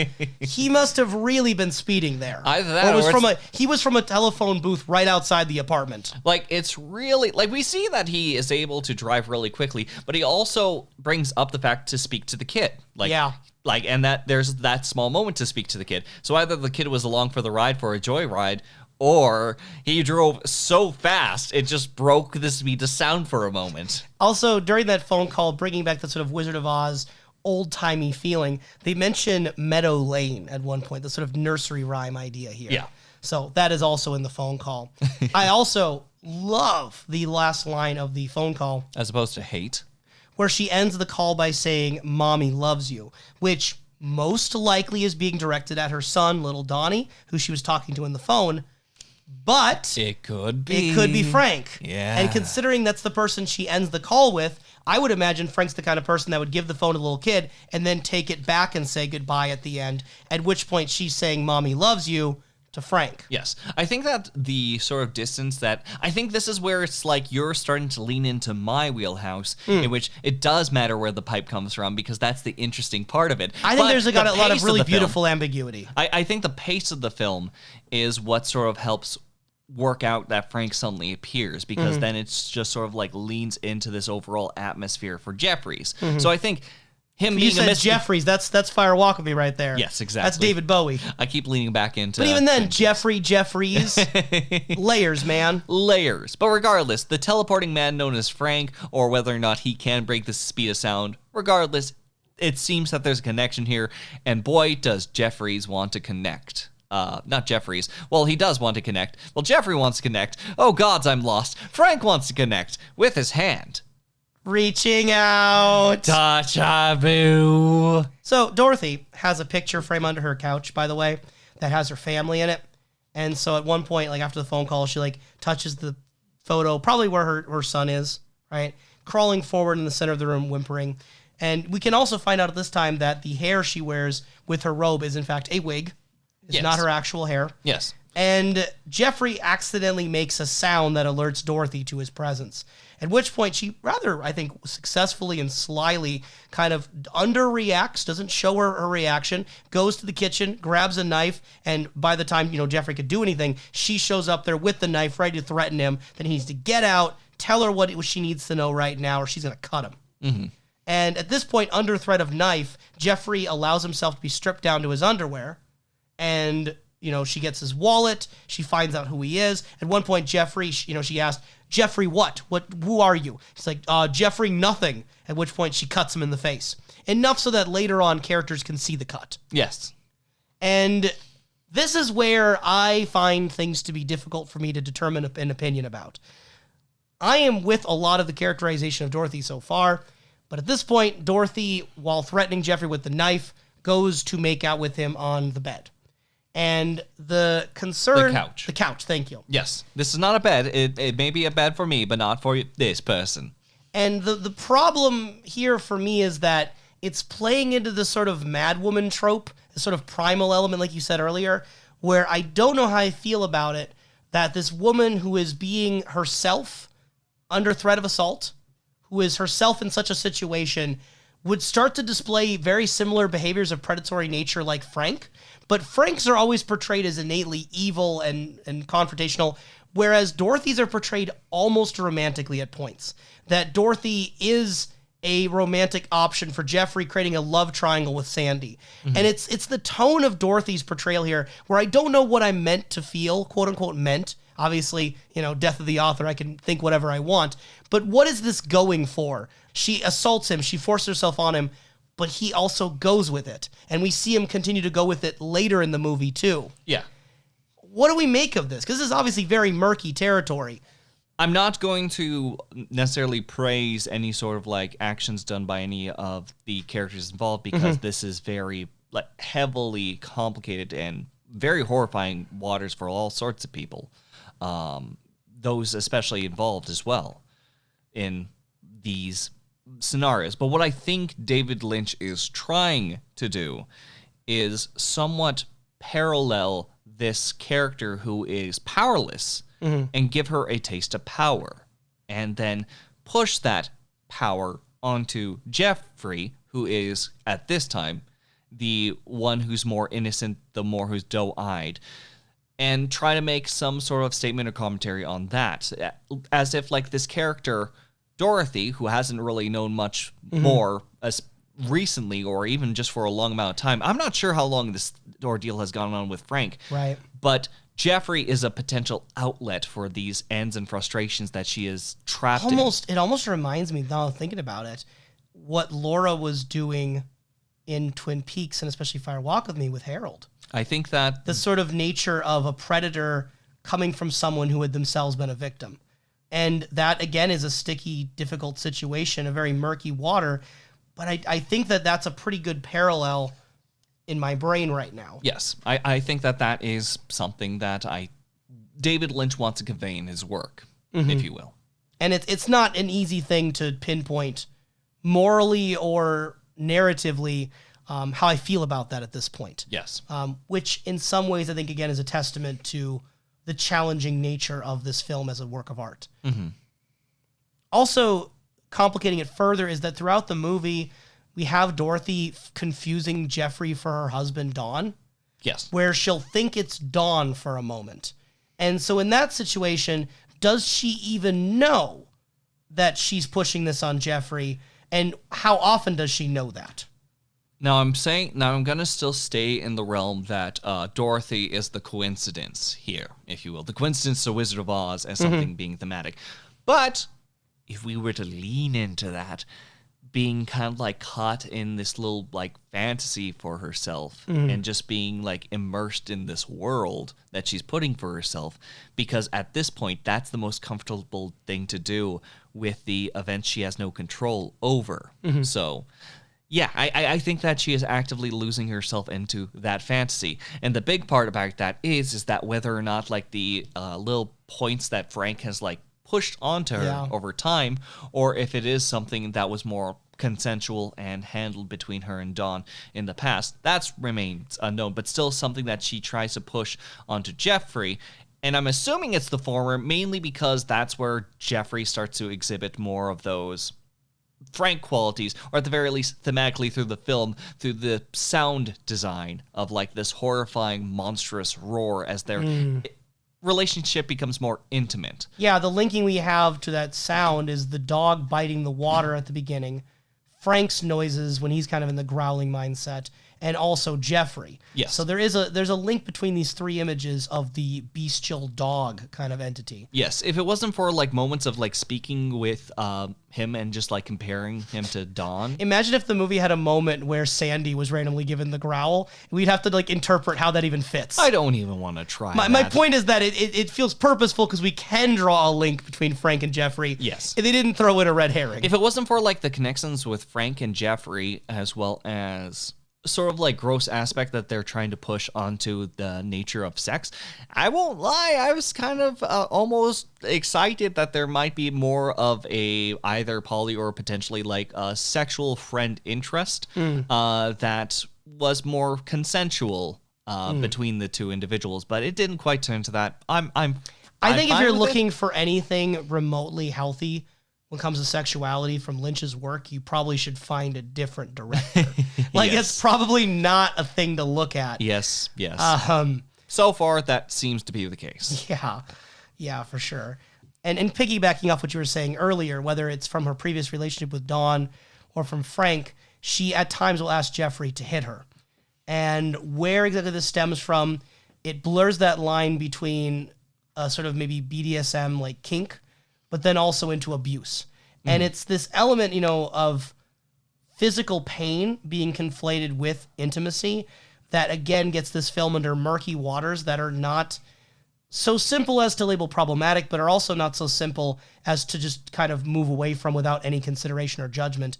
I think that it, again, challenges you as the viewer to draw your lines of what is she wanting? Why is she wanting this?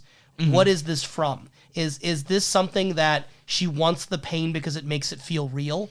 Is this something where she wants the pain because it's what she had been subjected to with Frank and Dawn, and it's the only way she knows how to be around a man?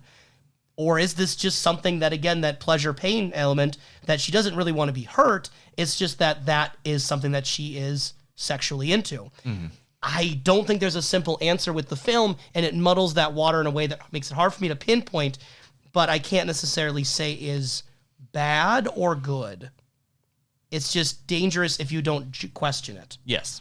It's a concept that needs to be questioned because, again, not something that I've dove really much into, but I'm aware of the response of 50 Shades of Grey and how a lot of portrayals of BDSM and kink culture can veer into uncomfortable territory involving abuse. Yes. And this is one of those examples where it doesn't full on go that far, but I think we do need to kind of look at that and wonder. Yes. And Dorothy clearly wants to be around Jeffrey. There's a moment where she is looking for Jeffrey in her closet and basically like says, like, I know it's crazy, but I thought you might be in there. And Jeffrey's like, it's not crazy. And then they start making out right away. So like she's clearly eagerly waiting for him to show up. I don't know, again, what she thinks of him as. Is this, in her mind, someone she could put Dawn, onto, sort of like a replacement for Dawn? Does she view Jeffrey as a hero? Does she view Jeffrey as an outlet?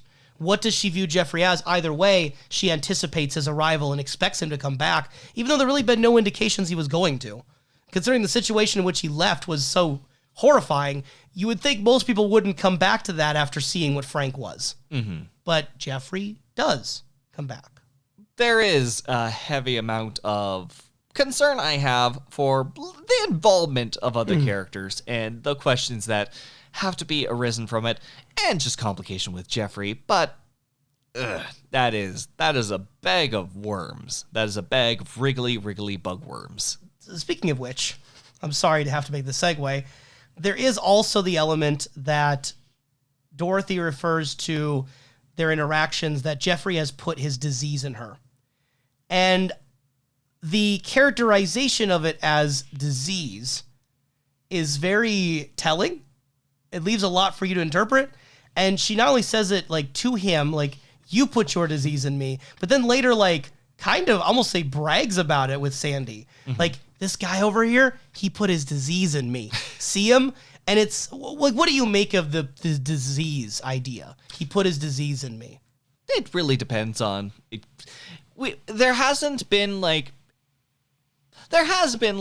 baby angles inside the past that have been more horrifying from Lynch's work. So we could say that it's literally semen. Semen is inside of this woman. We could say that whether it is something intentional or not, or whether or not she's seeing it as a positive or not, but Jeffrey is actively using Dorothy, and this could be a way in which shows that she's more aware. Disease is such a vague No one ever concept. brags about having a disease. No No one one ever brags. wants that. No one brags, but again, we're leaning into the darker aspects, and it doesn't seem that she's presenting the statement with disgust, as we've seen some actors present disgust. So it leaves Dorothy and the way that she interprets pain and what happens with that pain to be very grayed and vague. Sure. So, as far as, do you have any ideas for the disease? Tell me more about the disease that she would be happy about. I think there is a slight running theme of the idea of sickness and disease within David Lynch's work, a lot of which I can't get into right now. But and even again, going back to Eraserhead, the warts on the alien baby toward the end, not a disease, but the deformity and kind of physical state of the Elephant Man, right? Dune, Harkonnen's boils and warts and kind of grossness there. Yep. There is a sense that Lynch talks a lot about physical deformity, and Lynch works with the sense of things being biologically unusual or out of the norm. This situation is less about a physical disease and more potentially about a spiritual or emotional disease. Okay. Again, whether self-aware or not, Dorothy indicating that Jeffrey's interactions with her are corrupted. I also think it's interesting for how much that one might view Jeffrey as the innocent, doe-eyed character, to use your words from earlier. He is putting the disease in her. She is not putting the disease in him. And I understand if we take it as semen, it makes sense biologically why. Yes. But I more mean that she's not the one corrupting him. He's corrupting her. I think that's doing some things and flipping around some tropes. Again, I'm not as big into the noir genre to understand fully how Dorothy's character subverts the femme fatale tropes. Yeah. But the idea of this older woman, more sexually active in a very difficult situation that she's in, surrounded by violence and crime, that Jeffrey is the one putting the disease in her. I don't know. Again, there's things you could do with that indicate Jeffrey's character, linking him back again to Frank, linking him back to something being wrong with him. But it's the tones in which she says it positively that throw me off so much and make me so uncertain of how to feel. No, that's all. I'm saying exciting for the overall rabbit hole that this can dig, not exciting for the content of someone feeling like they have been filled with a disease. And speaking of people feeling uncomfortable, the scene involving Dorothy outside of Jeffrey's house naked was a rather difficult scene and challenging scene to film in the context of the film. Several townspeople during the shooting had arrived to watch the filming, and they had picnic baskets and rugs, and they were watching. And this was against what Lynch wanted. This was against what Rossellini wanted. However, they continued filming as normal. I assume they were on a tight schedule. They couldn't get rid of the people, and they went on. And when Lynch yelled cut, the townspeople had left. As a result, the police told Lynch that they were no longer permitted to shoot in any public areas around that area. So it affected shooting from then forth on. I don't know how many scenes they had left around that area, but obviously they had to adjust as a result of that. In her autobiography, Rossellini talked about her nude scene on the lawn of the police detective house, and she said, quote, "I wish I'd found some other approach for the scene in Blue Velvet. I did not like being totally exposed.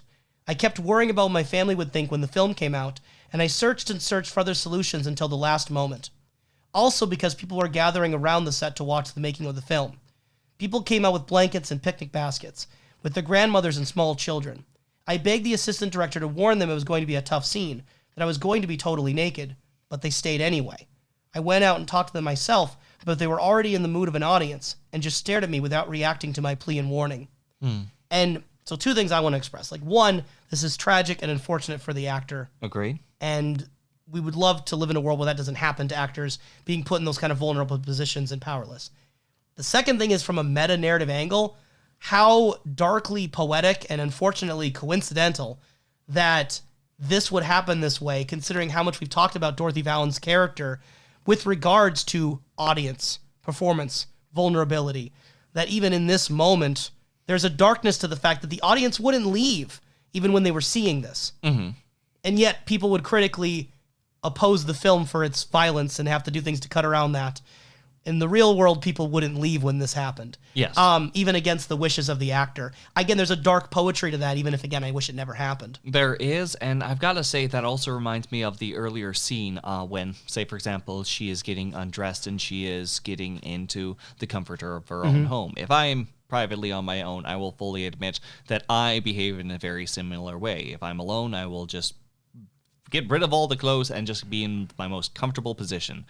Which is hanging upside down by your legs from the ceiling. Exactly. Like a bat. Exactly. So when she is going about that, the way that it's shot is actually like very... It's not something that seems forced censored. It just seems like she's naturally moving, and it actually works out on just like how she's moving left and right without it being, too dramatic. It was like, oh, yes, there just so happens to be this here. So I think that was very well shot, and I was very impressed with how that was shot. And then to just later come up with this sort of like very outright nude scene, some could say that can then impact the sort of like progression of the film and like how that just becomes more exposed. But I think that there's almost something, I can't put the right word in my mouth for it, but I feel like there's something almost lost by the end. And that could be for positive or negative, but something is lost in like the peaking perspective of something being hidden, and then when it's all out there, if you will. I don't know how you feel about it, but I don't think that the nude scene, as far as it being in the film, I don't think it feels exploitative or gratuitous or sexualized. Okay. I, again, think that the circumstances involving an audience being there against the wishes of the actor are bad. That is what I would change. But just looking at it in the film, I don't feel like it was a objectionable scene. How do you feel about that being in there? Because it's the only example of like full nudity we see in this movie. It's something that I feel just sort of like appears, and it's catches a bit of shock from both the actor as well as I would imagine the audience. Like, there's nothing that sort of like led into this scene. There was no action. You didn't expect Dorothy to be there at all, let alone in this situation. Yes. For this context. Yes. By Dorothy being exposed, it exposes Jeffrey to the overall actions, as well as just sort of like opens up that realm and lack of communication between him and his trying to grow partnership with Sandy. It makes it feel like Jeffrey is more on the stand for it, but somehow through another character, which that's an area that I feel uncomfortable, but I'm still working with myself on whether or not that intentionality is something that's meant to happen. And I also think, if you look at it symbolically, this is the house that Sandy lives in, Detective Williams lives in. I think sometimes I forget which house it is. I might have said Jeffrey's earlier, but no, it's the Williams house. And symbolically, the idea that just right on their front lawn, we would have Dorothy naked, exposed, just there, undeniably just there, and has to be taken inside of the house. I think you can do things with that interpreting-wise when it comes to a naked truth that Sandy can't avoid, that this is going on with Jeffrey. Yeah. And also Detective Williams, which, depending on how you interpret his character, if nothing else, the idea that Dorothy is someone who'd been monitored for 2 months. People have been trying to keep an eye on how she was doing, but no one's helping her, and nothing's really changing about her situation. There's a man, her husband, who lost his ear. The son has been kidnapped. This criminal man is driving all over town having his way with everything. And it's not until she's literally naked on the front porch that really the detective does anything to help her. And even then, the moment when she hears they're going to call the police or call an ambulance, she freaks out because she doesn't want anything to do with that. So I think the idea of her being there exposed naked on the lawn symbolically can say things about her relationship with Jeffrey, Sandy, and the law, and the town as a whole. And most scenes that involve nudity in a film do not have that level of potential depth. So I still, again, do not think it was an objectionable scene, despite the circumstances themselves being objectionable in real life. While the siren and the ambulance are kind of approaching, Dorothy at one point starts shouting that she needs help, she's falling, and shortly after that scene, we get Dorothy saying to herself, where is my dream? Sort of a hopeless sort of ending note as she's taken away. And then, notably, Dorothy doesn't resolve her own conflict. Jeffrey ultimately does resolve her conflict, in the sense that we talked about he killed Frank. And when he killed Frank, we find out later that, yes, little Donnie, or the son, was found. We don't really necessarily know the state of the husband, I don't think. No. But we do know the son was found, because the last scene that we get with Dorothy is at the very end of the movie. We see the white fence and the yellow flowers, the fire truck man waving, all that. And it goes to little Donnie doing helicopter arms with a spinny hat over to his mom. And as that's happening, while Dorothy embraces her son, we hear Blue Velvet playing, going to the blue sky and into the credits and the curtains. Yes. So it is the ending note of the film that she does have that element of a happy ending. Now, I have to ask, like, in the very final scene, as far as one of the final scenes where we do see the person without the ear, and Van Gogh being referenced to her in the past, was the person without an ear, I thought physically looked like Ben, but I might be mistaken. Was that Ben, or was that the without an ear would be Dawn. It would be without an ear, would be Dawn. I just don't know if this was a second offense. Oh, I guess I'm not sure. I thought it would be Dawn. So yeah, it might be Dawn, and Dawn might be dead. Oh, in the house, you mean, at the end? In the house at the end. Yeah, where that could be missing Dawn. Yeah, so she might have just got her son back. Yeah, good point. Good point. What do you think, then, of the element that Dorothy doesn't really have any agency here? Like, she has almost no agency the whole film. Dorothy had no agency in The Wizard of Oz. Like, that's a fair point. She, like, you could say that, yes, she did take the action to just pick up a bucket and pour some water. Okay, fine. Dorothy did that. But for the most part, it's just a series of events that she's just sort of like walking past until eventually someone comes up to her and says, hey, here's the solution. The solution kind of like flies away before the true solution was, the quote is like, with her all along. But at the end, it was thanks to like people pointing out the obvious at the end of her journey, or people helping her, that she was able to return. In this case, Dorothy from this film has to follow along with everyone else's stories until eventually she gets help by these people, by getting covered up, by being taken likely to a hospital, and then afterwards getting her child back. So, yeah, I think the lack of control is intentional with that. Now, does it make something for a strong character? Yeah. Do I have problems with the lack of, like, stronger female leads for David Lynch? Yeah. But it makes sense on if he's going for that Dorothy angle. I also think it's interesting that Dorothy's whole idea was there's no place like home, like returning to home. The film doesn't do much to draw attention to it, but if we are thinking of Wizard of Oz comparisons, there's no way for Dorothy to go back to a home that she could feel comfortable with, I would think. Like, she now knows what lives and what can live in her own home of Lumberton. Frank might be gone, but unless every single person he associated with is gone, there's always going to be that knowledge that this could happen to someone else again. Going back into Wizard of Oz, though much lower in risk factor, we still have the risks that Dorothy had before. There's nothing that changed in her outside world other than her perspective of her world. And maybe at this point, with Blue Velvet playing in the background, maybe she's taking on this new dream and just this overall new perspective in order to just try to be happy, at least for this moment. I think there's various reasons that you and I both, just speaking from our little bit of conversations off pod, I think you and I find the ending to be not fully reassuring. No. And it feels like, even though the movie is shouting at us, happy ending, I kind of look at it and I'm like, I don't really know. Because if I was Dorothy, like, I'd be, thank God my son is safe, but I'd also be thinking of, I lost my husband. The law enforcement couldn't do anything to help me. In fact, law enforcement was in cahoots with Frank if she knows about the yellow man.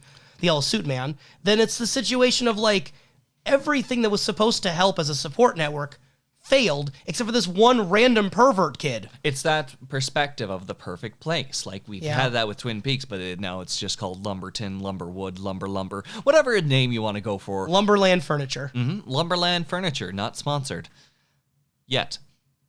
That we are able to find a skewed perspective, beginning and end-wise. It was great before, it was great afterwards. The points in between were events. But at the end of the day, it's a beautiful place to live. Return to starting position, return to the status quo.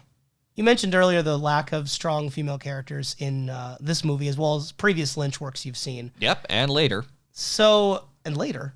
I think that there's still some questionable, like sidelining of characters in Twin Peaks. I think that there's still... Laura in Fire Walk with Me. We can give her that. Laura with Fire Walk with Me, we can give. She's a really well-written character. I agree. Agency, not so much, but again, that's the narrative. Still lack of agency, and still want to see more of that. But still a better character. I really find, just going to hard cut into this, I'm not going to segue, I really find Sandy Williams a disappointing character. Yeah, good job. Here we go. Good job. Let's agree on more things here. I know that, Professor, again, you started off this pod saying this movie is like a wafer, right? Like it's a light wafer. It's not a light wafer. You think it's a bad movie? I don't think it's a bad movie. I think it's a movie that I can watch, and it can do things that I can enjoy. You made it seem off pod like this is pretty low for you. This is still pretty low. It's as low as a diet wafer. I'm not going to be insulted by it, is what I'm saying. Right. So I don't hate the film. You're just disappointed. I'm disappointed. You're not angry. You're just disappointed. disappointed. Which can be worse in some cases. And I think that that's how we both feel about Sandy. Yeah. No, genuinely, like Sandy. Nothing with Laura Dern. Laura Dern, the actor, did perfectly fine. Yes. As far as Laura Dern goes. Yes. Please I don't have a lot of context here.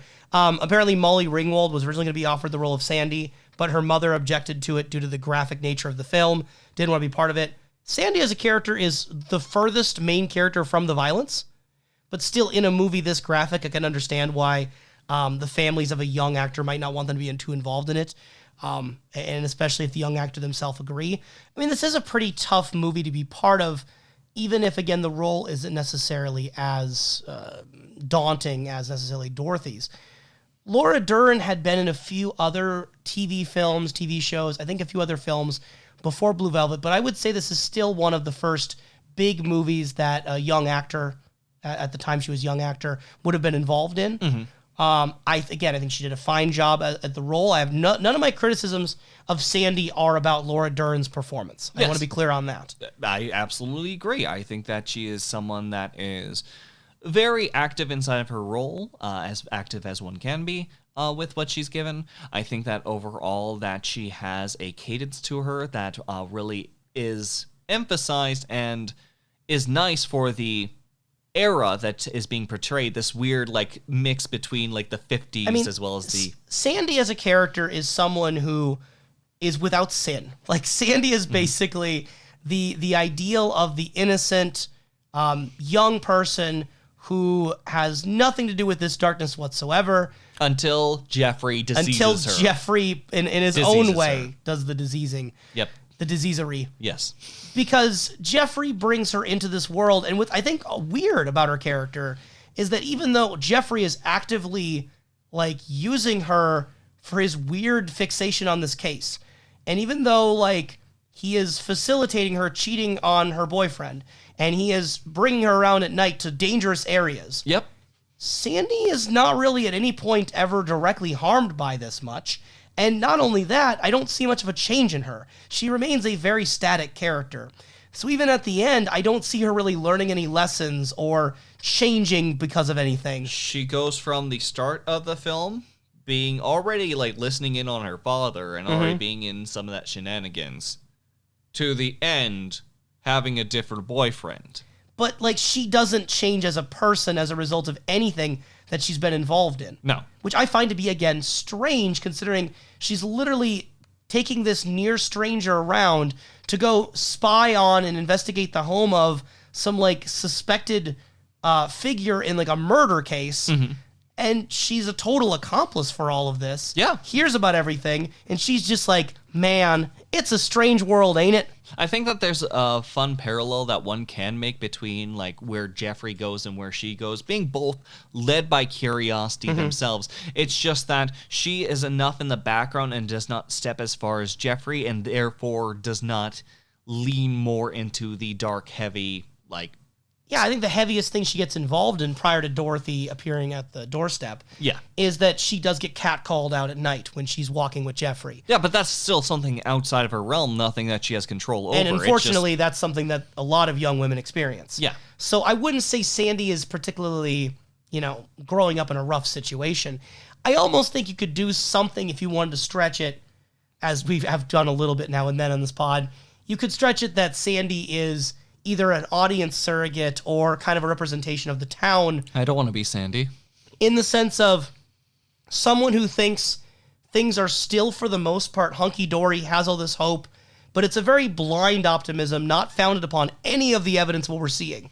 Like, she puts more stock in a random dream she has about birds than the literal crime infestation and corruption that is before her eyes. Yeah. And considering the way the movie ends, as though everything's just kind of happy, you could look at the movie kind of siding with Sandy. That, hey man, it's not that bad. Is it siding with Sandy, though, or is it just making Sandy's case very pitiable? Like, when there's conflict with Sandy going across this whole film, we do have a point in which Sandy begins to sort of, like, be offended and question, but that's almost, like, brushed away so quickly. And she goes straight back into that status quo and says, no, everything's okay. Not only does that just give so little punishment to Jeffrey with his antics, right, but she's so willing to lean back into that comfortable status quo. Like, Jeffrey had been cheating on her. He'd been cheating on her, she had been doing so much, and he's kept so much of her in the dark, despite the fact that the only reason he is working with her is because the detective kept him in the dark. And outright, Jeffrey's just being a hypocrite. An outright hypocrite to this person. And yet, that's also what keeps Sandy almost calmed and quelled inside this little box, and I want her to get out of the box. But again, you could stretch it, though, that if Sandy represents kind of the movie's tone or the town itself, giving Jeffrey a free pass, she forgives him on a phone call immediately after, basically just immediate. Like, all Jeffrey has to do is like, I'm sorry, I love you. You're sorry? You're right, I'm sorry, I love you too. I'm the sorry one. It feels almost like that. I don't think that there's a line that says like it, but it feels like it, and I hate it. Yeah, no, literally the way this works is that after the Dorothy situation at the home, there's a phone call, and Sandy says, you lied to me. And Jeffrey says, basically, forgive me, I love you. And she immediately replies, I forgive you, Jeffrey, I love you. That is the way that it resolves. But I do not begrudge you for mistaking the tone of it as her almost apologizing. Because the tone does not put any onus of, like, guilt or anything on Jeffrey. It's even now. Don't worry. We're good now. We forgive each other. And it feels like... I don't think it's good. The only defense I could offer of it is if I look at Sandy as in some way purposefully written to giving him a free pass because the town does, and it's like a criticism or something. But that to me is charitable. That to me is very charitable in what I think Sandy actually is. Yeah. I have to look at it as a sort of a meta self-criticism thing, and no. Not happening. And again, the dream of the Robins, I find it to be very ineffective for me. I find it to be very, I don't even know what the word I would use would be. Like, this is superficial, tacked on. I think that it's hard because this is someone who is actively like butterflies in stomach and just getting that feeling of dreams and just speaking it aloud. It's much more effective when we have a character disconnected from the story or disconnected from the action. Like, say, for example, The Man from Another Place with the birds singing in the air. Yeah. That it's also more abstract. This is so in your face. This is very much in your face. And to the point of being heavy-handed. So Jeffrey's in the car with Dorothy, and he's like, why are there people like Frank? Why is there so much trouble in the world? So first of all, voicing your thoughts that explicitly, okay, whatever. And then Sandy replies, I don't know. I had a dream. In fact, it was the night I met you. In that dream, there was our world. And the world was dark because there weren't any robins. And the robins represent love. And for the longest time, there was just this darkness. Then all of a sudden, thousands of robins were set free, and they flew down and brought this blinding light of love, and it seemed like that love would be the only thing that would make any difference. And it did. So I guess it means there is trouble till the robins come. And then Jeffrey replies, "You're a neat girl." Then Sandy replies, "So are you." I mean... I don't know if it picked up on the mic, but actively through that, I didn't even remember doing this in the 3 times I watched the film, but for some reason, the way that you read it, I had to slam my hand against my forehead a few times. That's because I think Laura Dern is selling it. Laura Dern... She does. Laura Dern is doing her best, I think, to make this feel genuine. But I think the moment you strip it away and just look at the lines, how hackneyed it all feels. It is something in which I'm trying, like, she is actually trying to sell something, but this is the point in the movie that I lost Sandy. There was a point of me that was just being impressed by the aspect of, oh, there's this character who seems very faithful towards this other person. And at this point, this is something in which that she's more so having a different type of relationship that's more so in that crime and that is going to just either, it will work with vices. There might be some confusion in, but at the end of the day, it is an aspect of her that's sort of being fleshed out, but instead we just go full into that romantic like love angle, and it feels gross. It also hurts that of all the main characters we've talked about so far, she's the first one to feel like a plot device, like very explicitly. Yeah, I mean, Dorothy's used to motivate the plot, but she is a person and has conflicts and difficulties and nuances and ambiguities. If you take Sandy out, what you effectively have is, yeah, there's less of an accomplice, and yes, he doesn't get that one bit of information. Maybe you could get it another way, but take her out, and for the most part, he still makes the same mistakes. I think the main appeal of her character is balancing out the darkness of the rest of the story, if you're willing to buy into her form of light. And I'm in the pessimistic end on it, and I'm saying the only thing that happens is that it helps balance out the reason why Jeffrey keeps going over to the house of the detective. She almost enables him. Yeah. I mean, she does enable him. I shouldn't even say almost. And again, going back to the idea of the love angle, after the apology over the phone, we end up seeing them together at like a party or a dance get-together, and they're listening to Mysteries of Love is playing. And we haven't talked about this yet, but that's Julie Cruz. That's the Roadhouse singer. Right? Oh. We would have previously have seen and heard her from not only Twin Peaks, but also Fire Walk With Me. So this is the 3rd time you've heard this singer. Probably. It might have been hard to tell because there's so many times songs are repeat inside this film that I can only have Blue Velvet in there at the time. There's so much occupancy inside my head. It's more shared DNA between Twin Peaks and Blue Velvet. It's also the first time they worked together for a film. And then they kiss and exchange I love yous. Mm-hmm. Mm-hmm. And the last time we see Sandy is at the end, and she's pretty pronounced at the end. So we see a bird on a branch, a very normal-looking bird on a branch. Symbolism.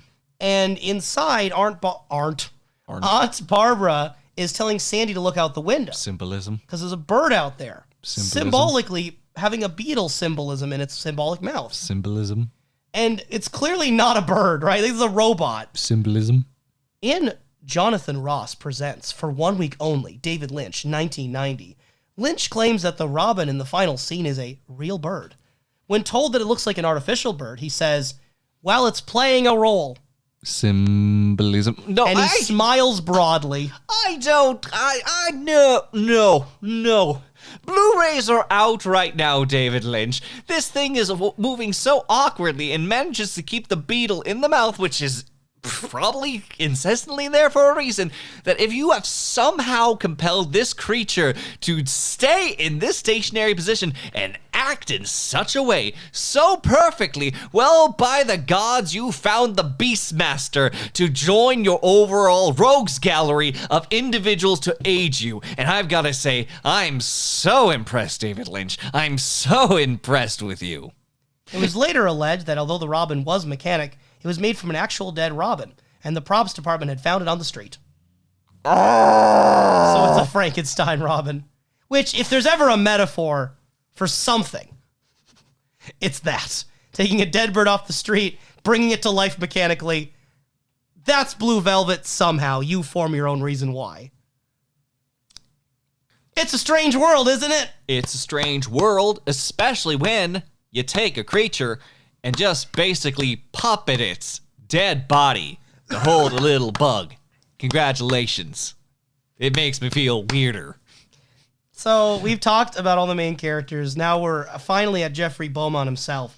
A lot You of say finally. This journey was covered in Jeffrey. Jeffrey was skittled all sorts of the place throughout this podcast. We were always at Jeffrey this whole we've time. always been with Jeffrey We've Beaumont. been with Jeffrey. And tell me, well, how's the journey for you with Jeffrey? Okay, so hope my mouth sounds pick up on the mic there. Mm-hmm. By the way, actor information, this is Kyle MacLachlan. There we go. Tell us more about Kyle MacLachlan. Originally, it wasn't going to be Kyle MacLachlan. Okay? David Lynch. I feel like this is just like the theme of Blue Velvet at this point. Originally, no one was going to be here. Originally, this movie didn't exist. Originally, it was green sandpaper. So, Chris Isaac was offered the role of Jeffrey Beaumont because nothing is allowed to not be a parallel. So, Chris Isaac would later go on to be Chet Desmond.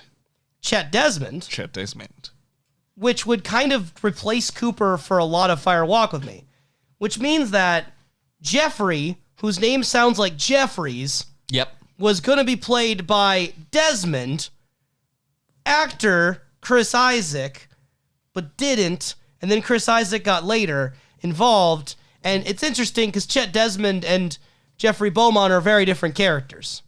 And I don't know how, maybe Chris Isaac could have performed a really good Jeffrey. Maybe. It's just a totally different kind of performance than what we got from Fire Walk With Me. Absolutely. I would say that Chet Desmond, for everything that goes on, is very active in his roles. He takes command, as opposed towards, say, for example, Dale Cooper, kind of folls along the dream angle, and I think is still effective enough with his reasoning, but that's because we kind of see most of the process along the way. Again, I know you don't necessarily like the character of Jeffrey Beaumont. I don't. But the casting, though. If you're going to make this character, it is a good casting. It's a good casting. I think that he does well. He does better in the role than Dune, because I think he has more things to do. No, the more he gives Kyle MacLachlan to work with, the better he does. We see him grow in Twin Peaks. But similar to Sandy, I'm thinking the writing's weak for him, at least from my perspective, just because of the sheer amount of just sort of walking from place to place. See, this is one area we'll kind of disagree with. I am willing to, not just willing to, I actively do like this character for his passivity. I think that having the protagonist of your noir story being this sort of college student back in town for otherwise unrelated reasons with involving the father, just kind of walking around aimlessly from place to place. You can't tell if the guy's just a voyeuristic pervert or if he's like a mini detective. What is going on with him? He just kind of floats about, gets in terrible situations, but keeps coming back, either out of a sense of justice or a morbid curiosity.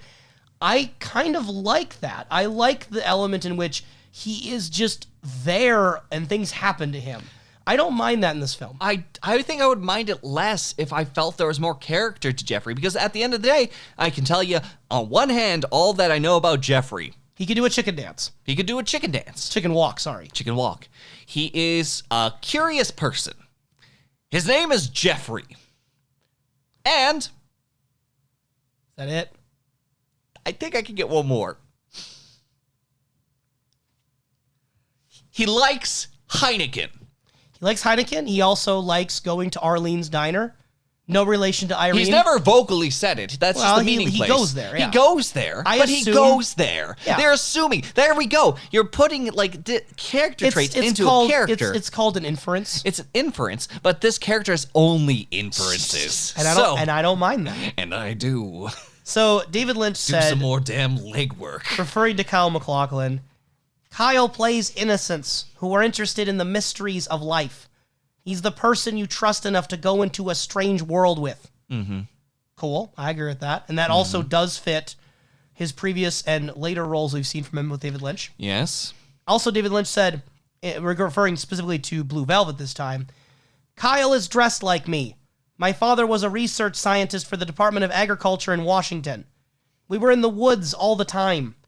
I'd sort of had enough of the woods by the time I left, but still, lumber and lumberjacks, all this kind of thing. That's America to me. like the picket fences and the roses in the opening shot. It's so burned in, that image, and it makes me feel so happy. Again, it's interesting as we're talking about like the fake artificiality of the grass being so green and the picket fence and the rose, and the ending being a diluted form of denial. Lynch is over here like, I like America. I like these things. But you can still, I think that there can be enough either personal insight or just like the idea that this is what he enjoys that creates that delusion. Mm-hmm. I think that the amount that we've spoken about Twin Peaks on how people can convince themselves, whether it is aware or not, that is in itself, I think, parallel at the very least to what David Lynch may be feeling or presenting us with these moments. I think it's interesting that for how Jeffrey got to be here because of his father's accident with the hose, his health scare, very little of the movie has to actually do with that original reason for being there. And it's so incidental. Jeffrey sees his father in the hospital. I thought it was actually well handled. There's the scene where the father is in all this medical getup. It's almost darkly comical how much they have him in, considering the situation with the hose is what caused it. But there's him with the medical getup, and you can see Jeffrey not able to really respond. Like, he swallows hard when he enters in. He doesn't really know what to do or what to say. And I feel like that's a very relatable, understandable reaction to seeing a family member in the hospital, a situation like that. It kind of grounds Jeffrey there. But also, Jeffrey at no point later in the film really seems to be interested in his father or what happened. At the very end of the movie, his father is fine again. But there's not even a scene with his father or any sort of vocal role. He's off in the distance, cooking away, as if like he was himself also a plot device for him to, like, Jeffrey to get more access to different things and just different people. So it still kind of remains with that disconnect. And the moment that I felt with the scene, where it's just like he walks into the room, looks upon his dad tries to bring something out, but nothing is given or seen. Well, later on, though, we do get a moment where Jeffrey imagines or hears or visualizes his father's situation, where we get the father's face like stretched super wide and the vocal distortions, which would clue us into the idea that Jeffrey still has it weighing on his mind, even if he's not necessarily shown around the dad. Very well. Because that's mixed in along with other visions of Frank and Dorothy.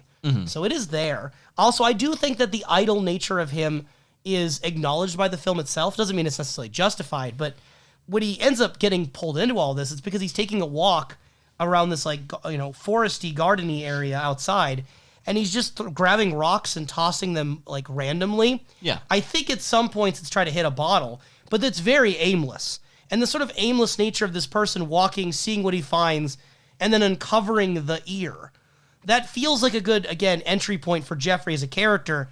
He is someone who just wanders, throws rocks, sees what he finds.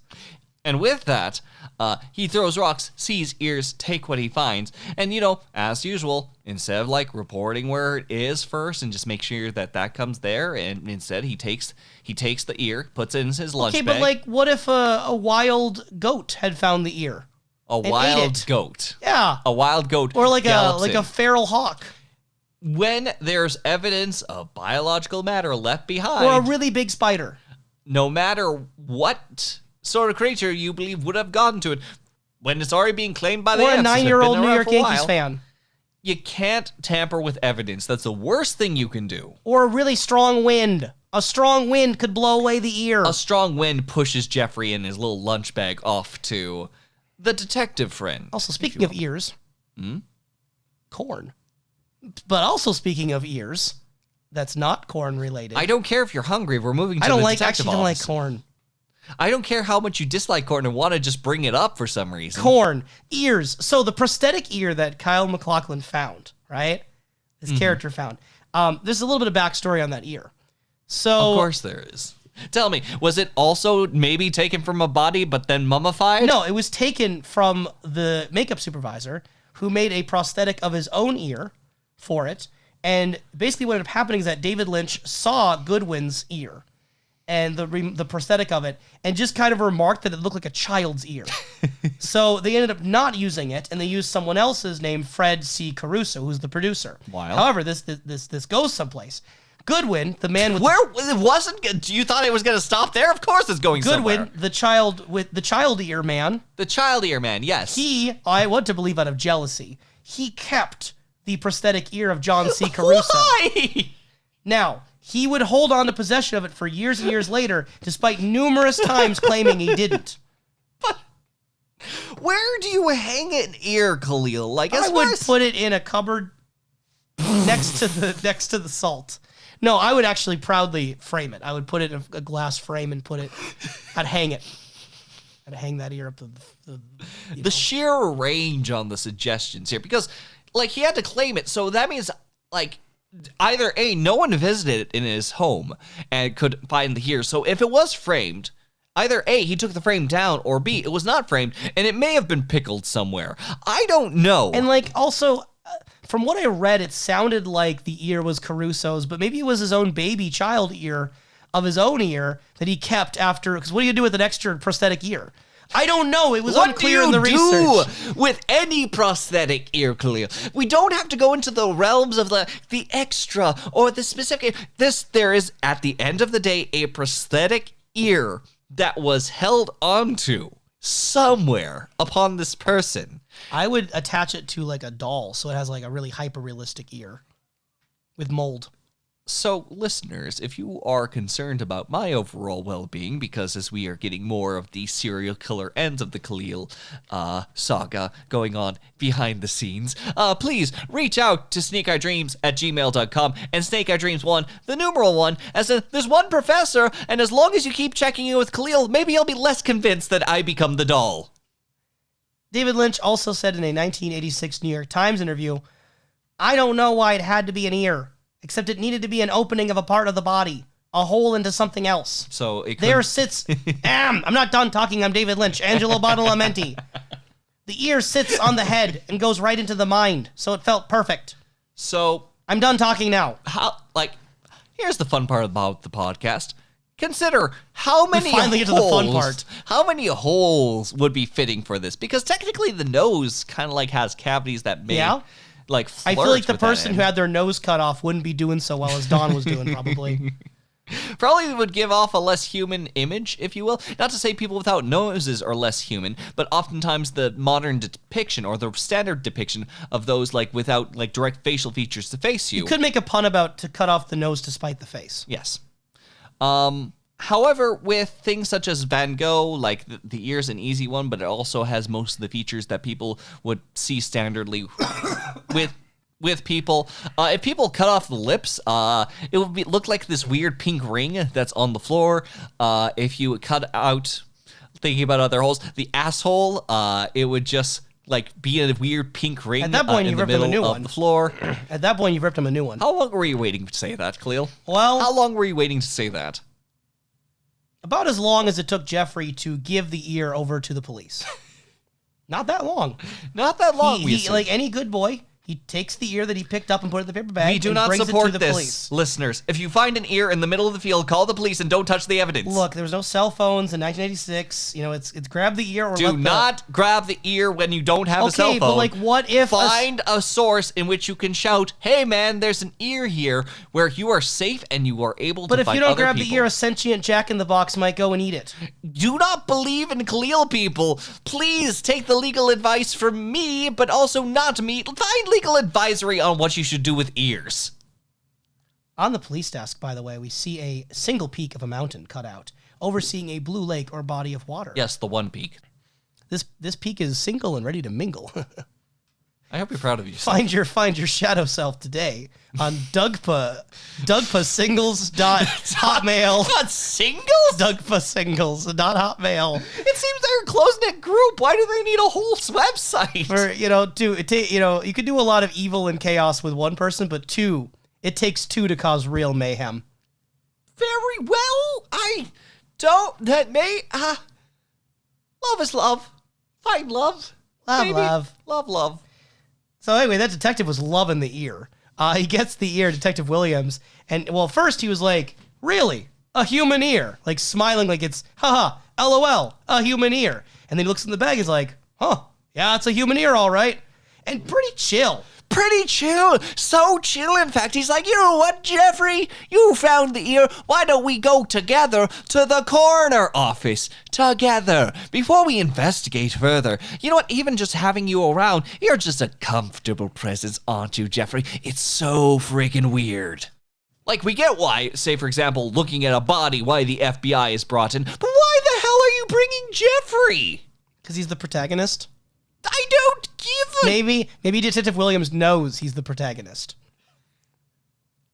Clearly. It's like the age-old fairy tale of the young boy, the ear, and the lawman.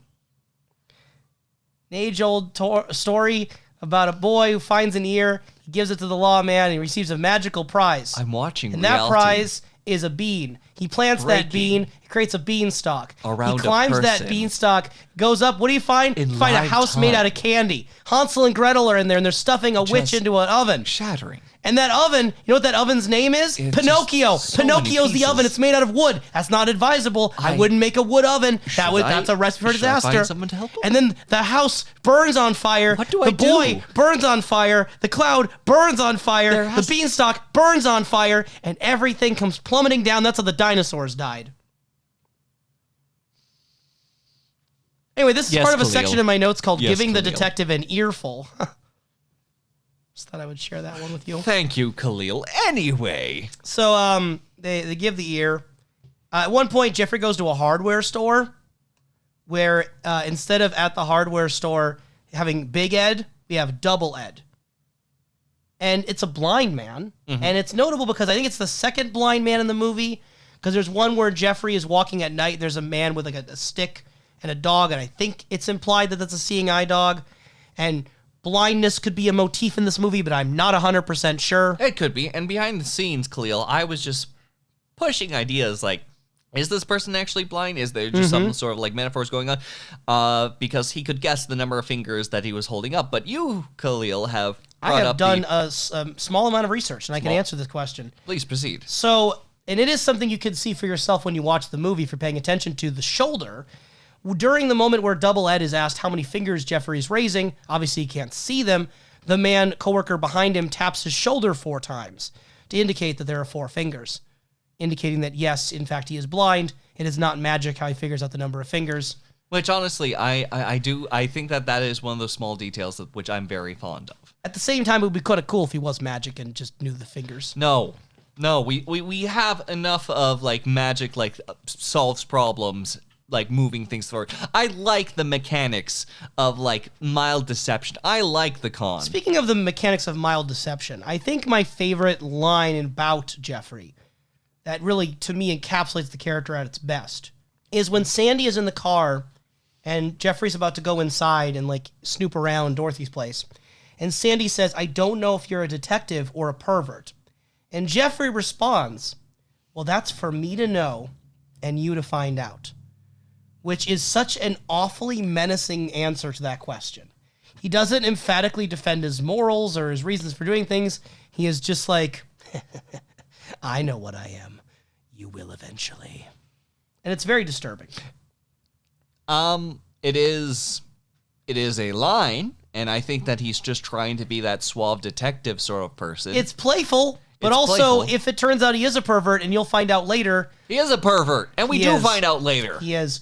I lean Like toward pervert more than detective. Maybe he saw the script first, and he's just literally telling her. He knows he's the protagonist too. We're giving Jeffrey too much strength. And speaking of strength, Mike, Sandy's football player boyfriend, because again, they are in high school. She is in high school. Mike is in high school. Jeffrey's in college. Right? Right. Right. Right, sure. Now, Why not?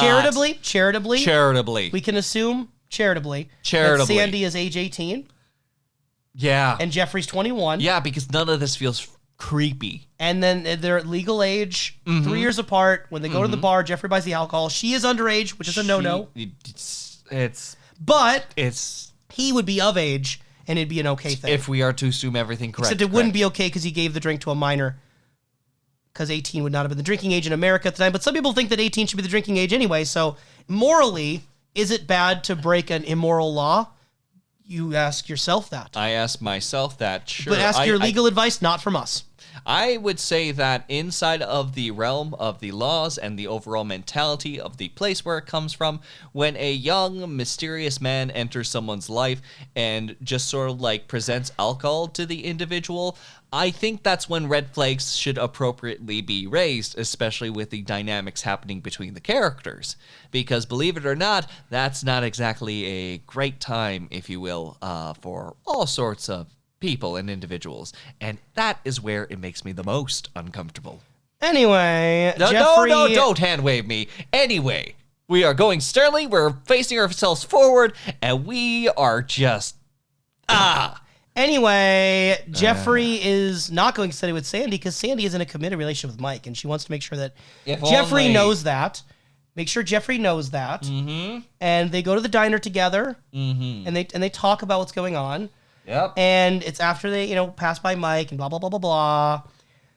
I want to note a piece of dialogue here that Jeffrey says after Sandy asks, why are you doing this? He says, I'm seeing something that was always hidden. I'm involved in a mystery. I'm in the middle of a mystery, and it's all a secret. And he says, Sandy's a mystery, too. That's when Jeffrey moves across to Sandy's booth, kisses her. At first she gives in, but then again she says no because she's with Mike. Don't worry, that's the truth. Sure. The idea of Jeffrey being so obsessed with the mystery, it feels childish. It feels misguided. And it generally shouldn't have worked out as well as it did for everyone involved. Every bit of this is that, Kalil. And notably, at the end of the movie, we exit through an ear toward the end, to the ending scene. Yep. But this time it's Jeffrey's ear. We leave Jeffrey's ear to get to the ending of the movie. You want to make something of that? There's a lot I want to make of. Because now that we are leaving that sort of like mind, if you will, whatever darkness lurks within Jeffrey, because he's been compared to Frank, we are now given back to the idealized version of the overall lumber end. In fact, I was surprised that we would ever even come out of the mind, because the most intricate, the most interesting, the most quirky thing that I've ever seen Jeffrey do was have a weird photo box sort of like hidden and presented at the front of his car for whatever reason, for just like holidays and birthdays and whatever he feels that he does. There is something wrong with Jeffrey. But it's okay, because at the end of the day, there's no more need of conflict. There's no mystery left over. And whatever Jeffrey learned from the final situation, when literally the cop had burst in to the scene after Jeffrey's holding literally a smoking gun, and we're just kind of okay with that situation. He's not a suspect. He shouldn't be held aside. Just stay with my daughter for a little bit. This is something that lays no question. Sure, absolutely. That makes me question Williams all the more. And Williams, you are most certainly on my radar. But at the end of the day, Jeffrey, you are horrifying. And he remains that way because he absolutely needs some conflict that is not physical. He needs an emotional bit of conflict, or elsewise we are just left with a character who has been okayed and passed on for everything that he has actively done, for everyone he has deceived, and everything is left behind. That's where passivity doesn't work with me, Kalil. That's where passivity, I look upon this person and I say to myself, no. Professor? I don't know if you heard a beeping a moment ago, but I heard the beeping at this time. And no, I don't care about your radar or microwave shenanigans. Your radar was detecting a beep. I'm detecting fury and frustration. I think you were detecting Detective Williams. I think I was detecting him quite well. Detective Williams. How many Williams are involved in this? I don't really give a damn. But let me tell you something about little Detective Williams right here. He is someone that seems to be involved, if you will, inside the background. And when he's like sitting down with good old Jeffrey and just making sure that he knows after that ear is taken care of, he just lets Jeffrey know. Just let Jeffrey know, hey, you can't go any further with this, friend. You can't go any further with this ear. But one day, when the dust settles, when everything is good, when that day comes, maybe I'll tell you. Maybe. But in the meantime, onto this, I gotta tell you, like, curiosity got to me too. But you can't chase this. Now, go on. Flee, frolic. Now, why would he even have to tell him about anything? He's the protagonist. There's the potentially the protagonist. We're going into this realm in which everyone is just the greatest hero of their own story, and they are able to present themselves in a way that says, you know what, you get these free tickets. Fantastic. But regardless, this guy lets him go away with that. Despite this being legally questionable, as many things in this film are, we also have to consider the position that he's in. Nothing's more legally questionable than the chicken walk. There's nothing more legally questionable than the man in the yellow suit. Yes, Gordon, the man. Gordon, the man in the yellow suit. That is involved with some of the shenanigans going on in the background, that is visiting with Dorothy, that is with Frank in and out of disguise. Oh, we do have our sweet, sweet Gordon available in his fancy yellow suit, but he also works amongst the detective office. We have went through the matter in which Ben has stated some of the issues that Gordon has sort of dabbled his fingers into. We have had the moments in which we were able to try to go closer to the police with Jeffrey being a little bit more cautious as soon as he sees the man in the bright yellow suit, the only suit he seems to wear or has a closet filled with it. It's like Curious George. It's just like Curious George. This man is curious, and whether or not he is George, that is still to remain in question. Now, George Gordon! On the overall instance of this Gordon who is around Williams, even towards the end of the film, the night in which the most chaotic things happen, Gordon is now gored off. No, not yet. Not yet? He is inside of the room as they're getting all prepped up and dressed up inside of that. And it's revealed that Gordon is inside the home, and apparently Williams and him are going to be doing some activities. Not known. None of it known. So, the fact that Gordon, that same night, is found dead as soon as they were going out to do some plans. Tell me, Kalil, is that not suspect whatsoever? I think that's what the kids call sus. I think that is indeed what the kids call sus. Because there might be someone among us. ...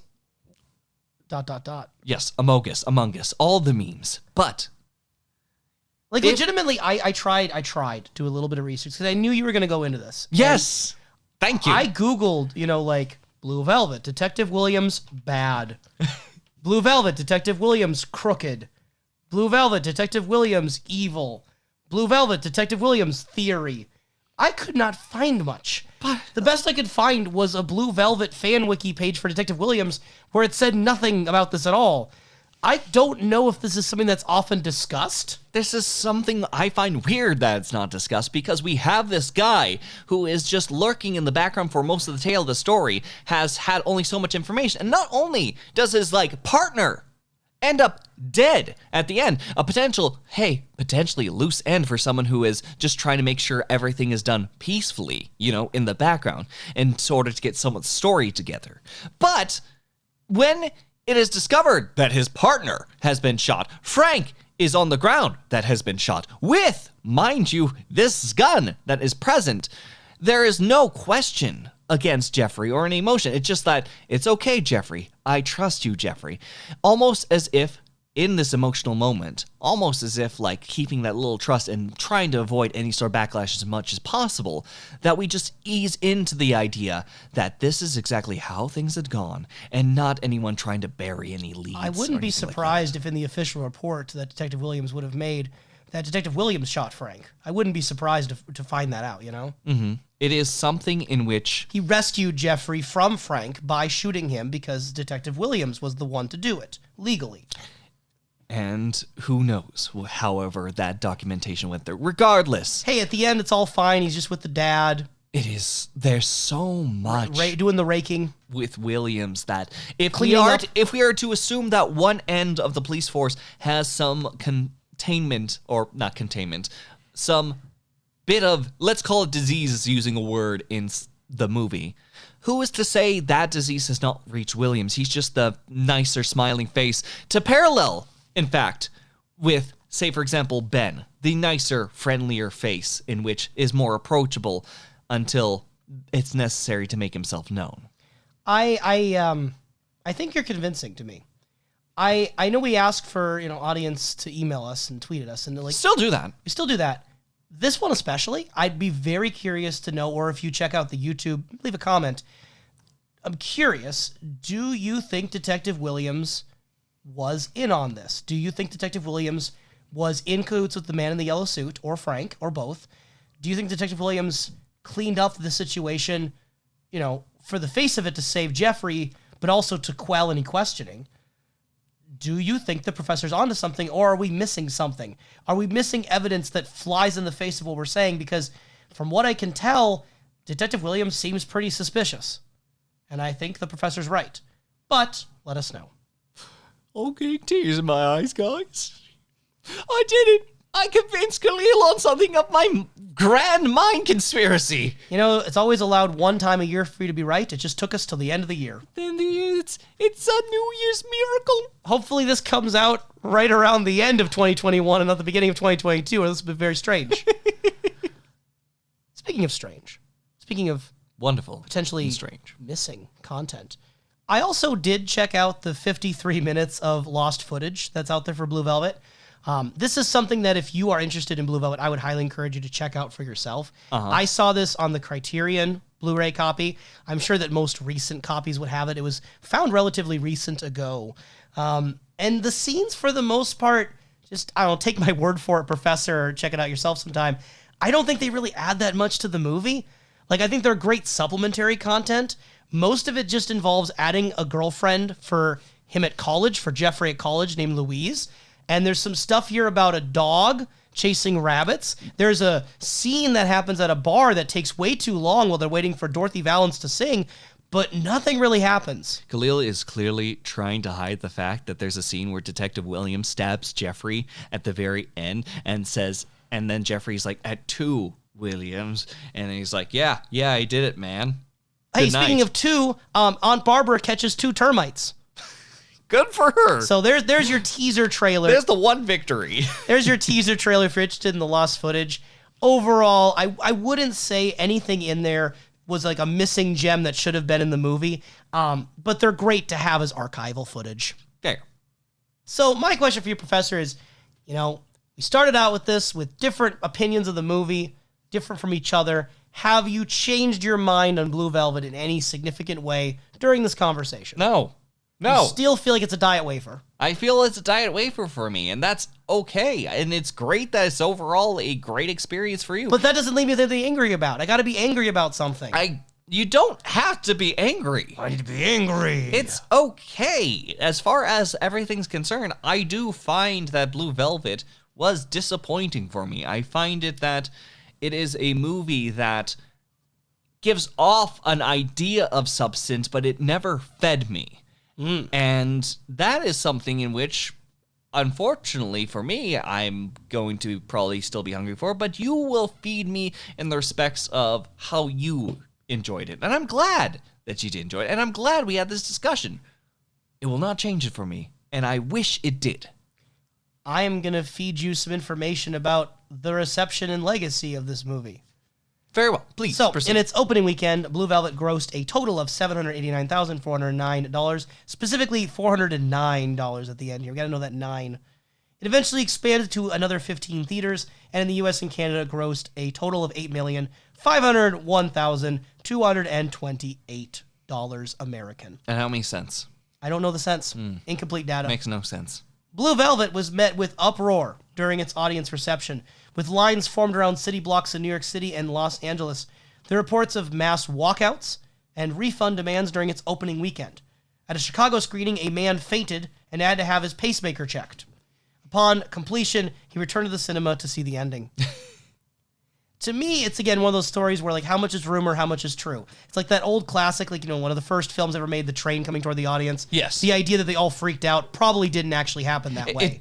Which is brilliant, because it just also reminds me of one of my favorite guilty pleasures. I love guilty pleasure movies, and one of them is Street Fighter, in which Zangief sees literally, something is heading towards them on the screen. They look behind themselves and see that same thing is heading towards them, like there's a live feed, and Zangief just looks over and says, "Quick, turn off the TV!" As if like the You know, illusion. I don't think any is to pleasure be should be guilty, you know, unless it's a criminal act. I love the act of feeling guilty, though. Oh, okay. Well, I guess if the perversity helps you, then by all means, I will judge you for it to make you happy. Thank you. Otherwise, I think, you know, if you want to listen to Carly Rae Jepsen, enjoy it. Feast on it. Yeah, that person, Carly Rae Jepsen. Look, Carly Rae Jepsen's Emotion album is one of the best pop albums of the past 20 years, and I'm not going to be convinced otherwise. And now you have your recommendation for the day after pod. Enjoy. One of the film's detractors was Mr. Roger Ebert. And me. You may have heard of Mr. Roger Ebert. And me. Roger Ebert, who praised Isabel Rossellini's performance as being convincing and courageous, Yes. also criticized how she was depicted in the film, accusing David Lynch of misogyny. Quote, degraded, slapped around, humiliated, and undressed in front of a camera, and when you ask an actress to endure those experiences, you should keep your side of the bargain by putting her in an important film. While Ebert in later years came to view Lynch as a great filmmaker, his negative view of Blue Velvet remained unchanged after he revisited it in the 21st century, decades later. All right. So, feeling that, again, David Lynch had committed misogyny and that he had asked an actress to endure humiliations and experiences and did not keep his bargain because the film was not important enough to warrant that. Mm-hmm. What are your thoughts on Roger Ebert's criticism? I think that there's all sorts of elements for around the time that lean on the sides towards misogyny whenever it comes to these roles. That I think that all David Lynch did was not try to push towards the edge of misogyny, but just never did anything to help against it. So I think that having that realm and mind and mentality for someone being put into a vulnerable state, I think would be very well apt for any sort of character. But at the same time, I also have to recognize that I don't know many male figures, say for example, if we completely replace Dorothy with a door, like the male figure of Dorothy is the name Door. A male figure What about being Theodore? stripped of his clothing. Theodore being stripped of his clothing when he does arrive. Again, something I find natural, but again, I don't think I'd see in film. Well, Strip I mean, of clothing, sort of walk around before Yeah. being introduced towards another character, and then lean in on him. I think that would lead to different vibes and different, like, communicated Yeah. sort of, like, feelings. Jeffrey is stripped down, but we don't see full frontal nudity with him. No. So Jeffrey does have moments where he is stripped down and exposed, but it's private and it's not on full display. Yes, and I want Jeffrey on full display in more ways than one. And not because I want to see his penis. It's okay. Actually, I do want to see his penis, but in the way that is to make sure that it comes full circle. Make sure you quote this out of context, listener, please. The film Blue Velvet is now considered a masterpiece and has a score of 94% on Rotten Tomatoes, based on 77 reviews, with an average rating of 8.8 out of 10. The website's critical consensus states, quote, if audiences walk away from this subversive, surreal shocker, not fully understanding the story, they might also walk away with a deeper perception of the potential of film storytelling. The film also has a score of 76 out of 100 on Metacritic, based on 15 critics, indicating generally favorable reviews. Looking back on his Guardian Observer review, critic Philip French wrote, the film is wearing well and has attained a classic status without becoming respectable or losing its sense of danger. Indeed. In terms of awards and recognition, Academy Awards, David Lynch was nominated for Best Director. It was the only film that year to be nominated for Oscar for Best Director, but not Best Picture. Golden Globe Awards, David Lynch was nominated for Best Screenplay. Dennis Hopper was nominated for Best Supporting Actor, which I think is interesting, supporting actor. Won awards from the Boston Society of Film Critics, the Los Angeles Film Critics Association, Independent Spirit Awards, the National Society of Film Critics Awards, and a couple of other film festival awards throughout. The American Film Institute has awarded the film 3 honors in its lists. They ranked the movie 96th on 100 Years, 100 Thrills in 2001. They ranked Frank Booth 36 of 50 Greatest Villains. And then in 2008, the AFI acknowledged Blue Velvet as the 8th best film in the mystery genre. The mystery genre? Yes. Entirely. Yes, number 8. And this is, again, American Film Institute, which, in parallels of Lynch had obviously been a student there. Okay. Some camaraderie, potentially. Not that I'm saying that smudged the results. I don't think that actually occurred. But again, very, very well acclaimed. It was credited for revitalizing Dennis Hopper's career, providing Rossellini with a dramatic outlet beyond her previous work as a fashion model and a cosmetic spokeswoman. And the years since, the film has generated significant attention, now widely regarded as one of Lynch's major works, one of the greatest films in the 1980s. Publications including Sight and Sound, Time, Entertainment Weekly, and BBC Magazine have ranked it among the greatest American films ever made. Very well. And I've told you before, kind of off pod, this is considered one of the best David Lynch films by general public. And generally public, I've already went against you before, so I'm just ready to In a rare partake. twist of fate, you're more contrarian than I am right now. I consider myself a fairly contrarian person. Not intentionally, I just sometimes am that way. But no, I feel like you're going against the grain on this one. I'm pretty much with the consensus. I feel like if I agree, maybe they'll give me points that gets us evened out on contrarian, you know? Sure. Like allows me to still be on your level. Because I'm getting like serious 3 or 4 out of 10 vibes from you. Very much so. If you not want that you to give numbers, I know it's not your shtick. It's not my shtick. Well, I'll play it. So you said it was a diet wafer. It's a food, right? Yes. Then I will compare this movie to a food as well, so we balance each other out. Very good. So I think in terms of food that Blue Velvet is A blue velvet cheesecake? a raspberry tart. A raspberry tart. Yes. No, not going to go any further in that. There's a bit of a bite to it. There's Bite? definitely a sweetness to it. Okay. I like tarts. And it's crunchy and crumbly. And, Flaky. Yep, it's very flaky. There's a sense of lightness to it, but it's a lingering flavor afterward. Quite enjoy it. Now, If you may not be do- healthy for me, but Yeah, if you do, listener, are getting hungry as we're hearing this, treat yourself today. to a diet wafer. Treat yourself. Every day, give yourself a present. It could be a diet wafer, in which you just find on the ground, or a raspberry tart someone has recommended to you. Or it could be listening to 2 podcasters yell about Blue Velvet for quite a few hours. I don't want to even know how long this has been. 8 days. Oh, God! That would explain everything. Why I'm in such disrepair. And the food tubes. Anyway, I got 2 wonderful and strange question of the week. 2. I feel like by this point in the podcast, we should have had a jingle for the wonderful and strange question of the week, you know? Like, wonderful, strange question of the week. Like that. That should have been the jingle. When I think jingle, I think like soft bells or something just like mechanical. No, Wonderful, strange, wonderful, strange. But I love how you go straight into whatever you just did back there.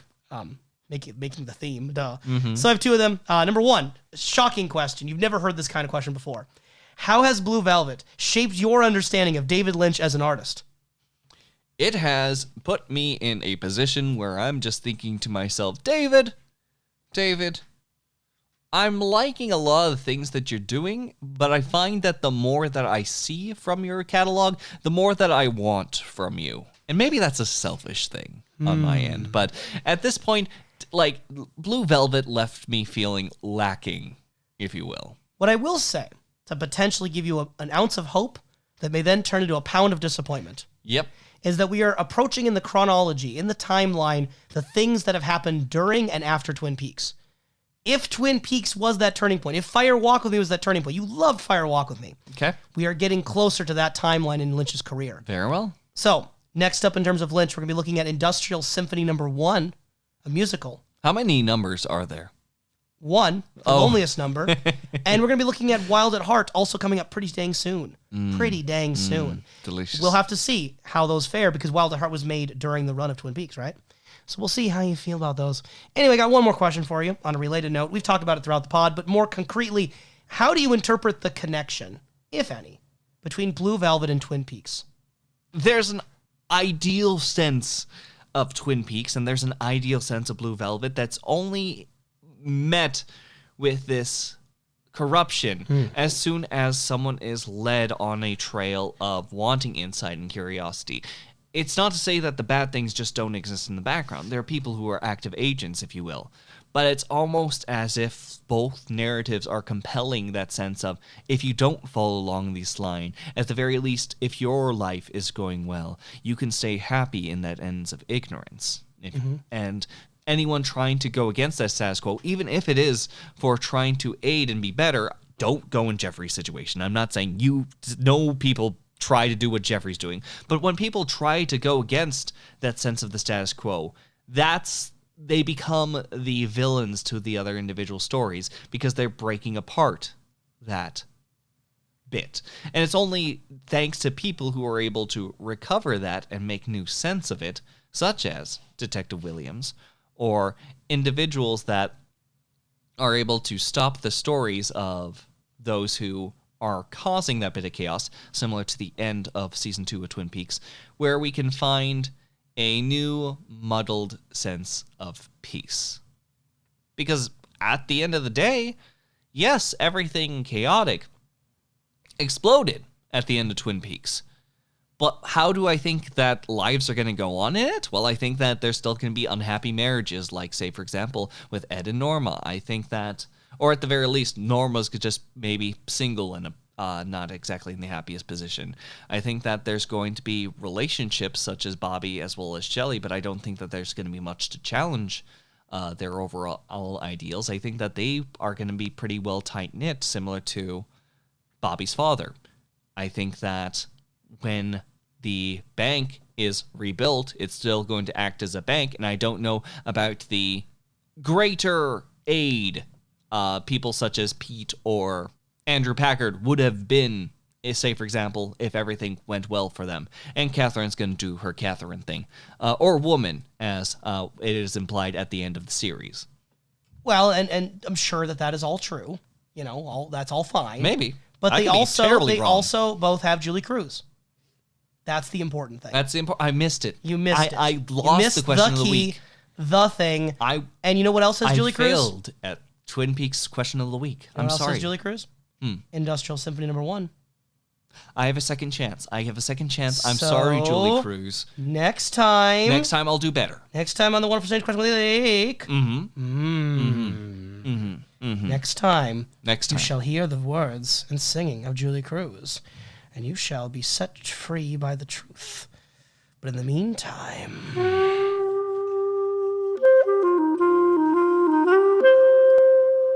now it's dark.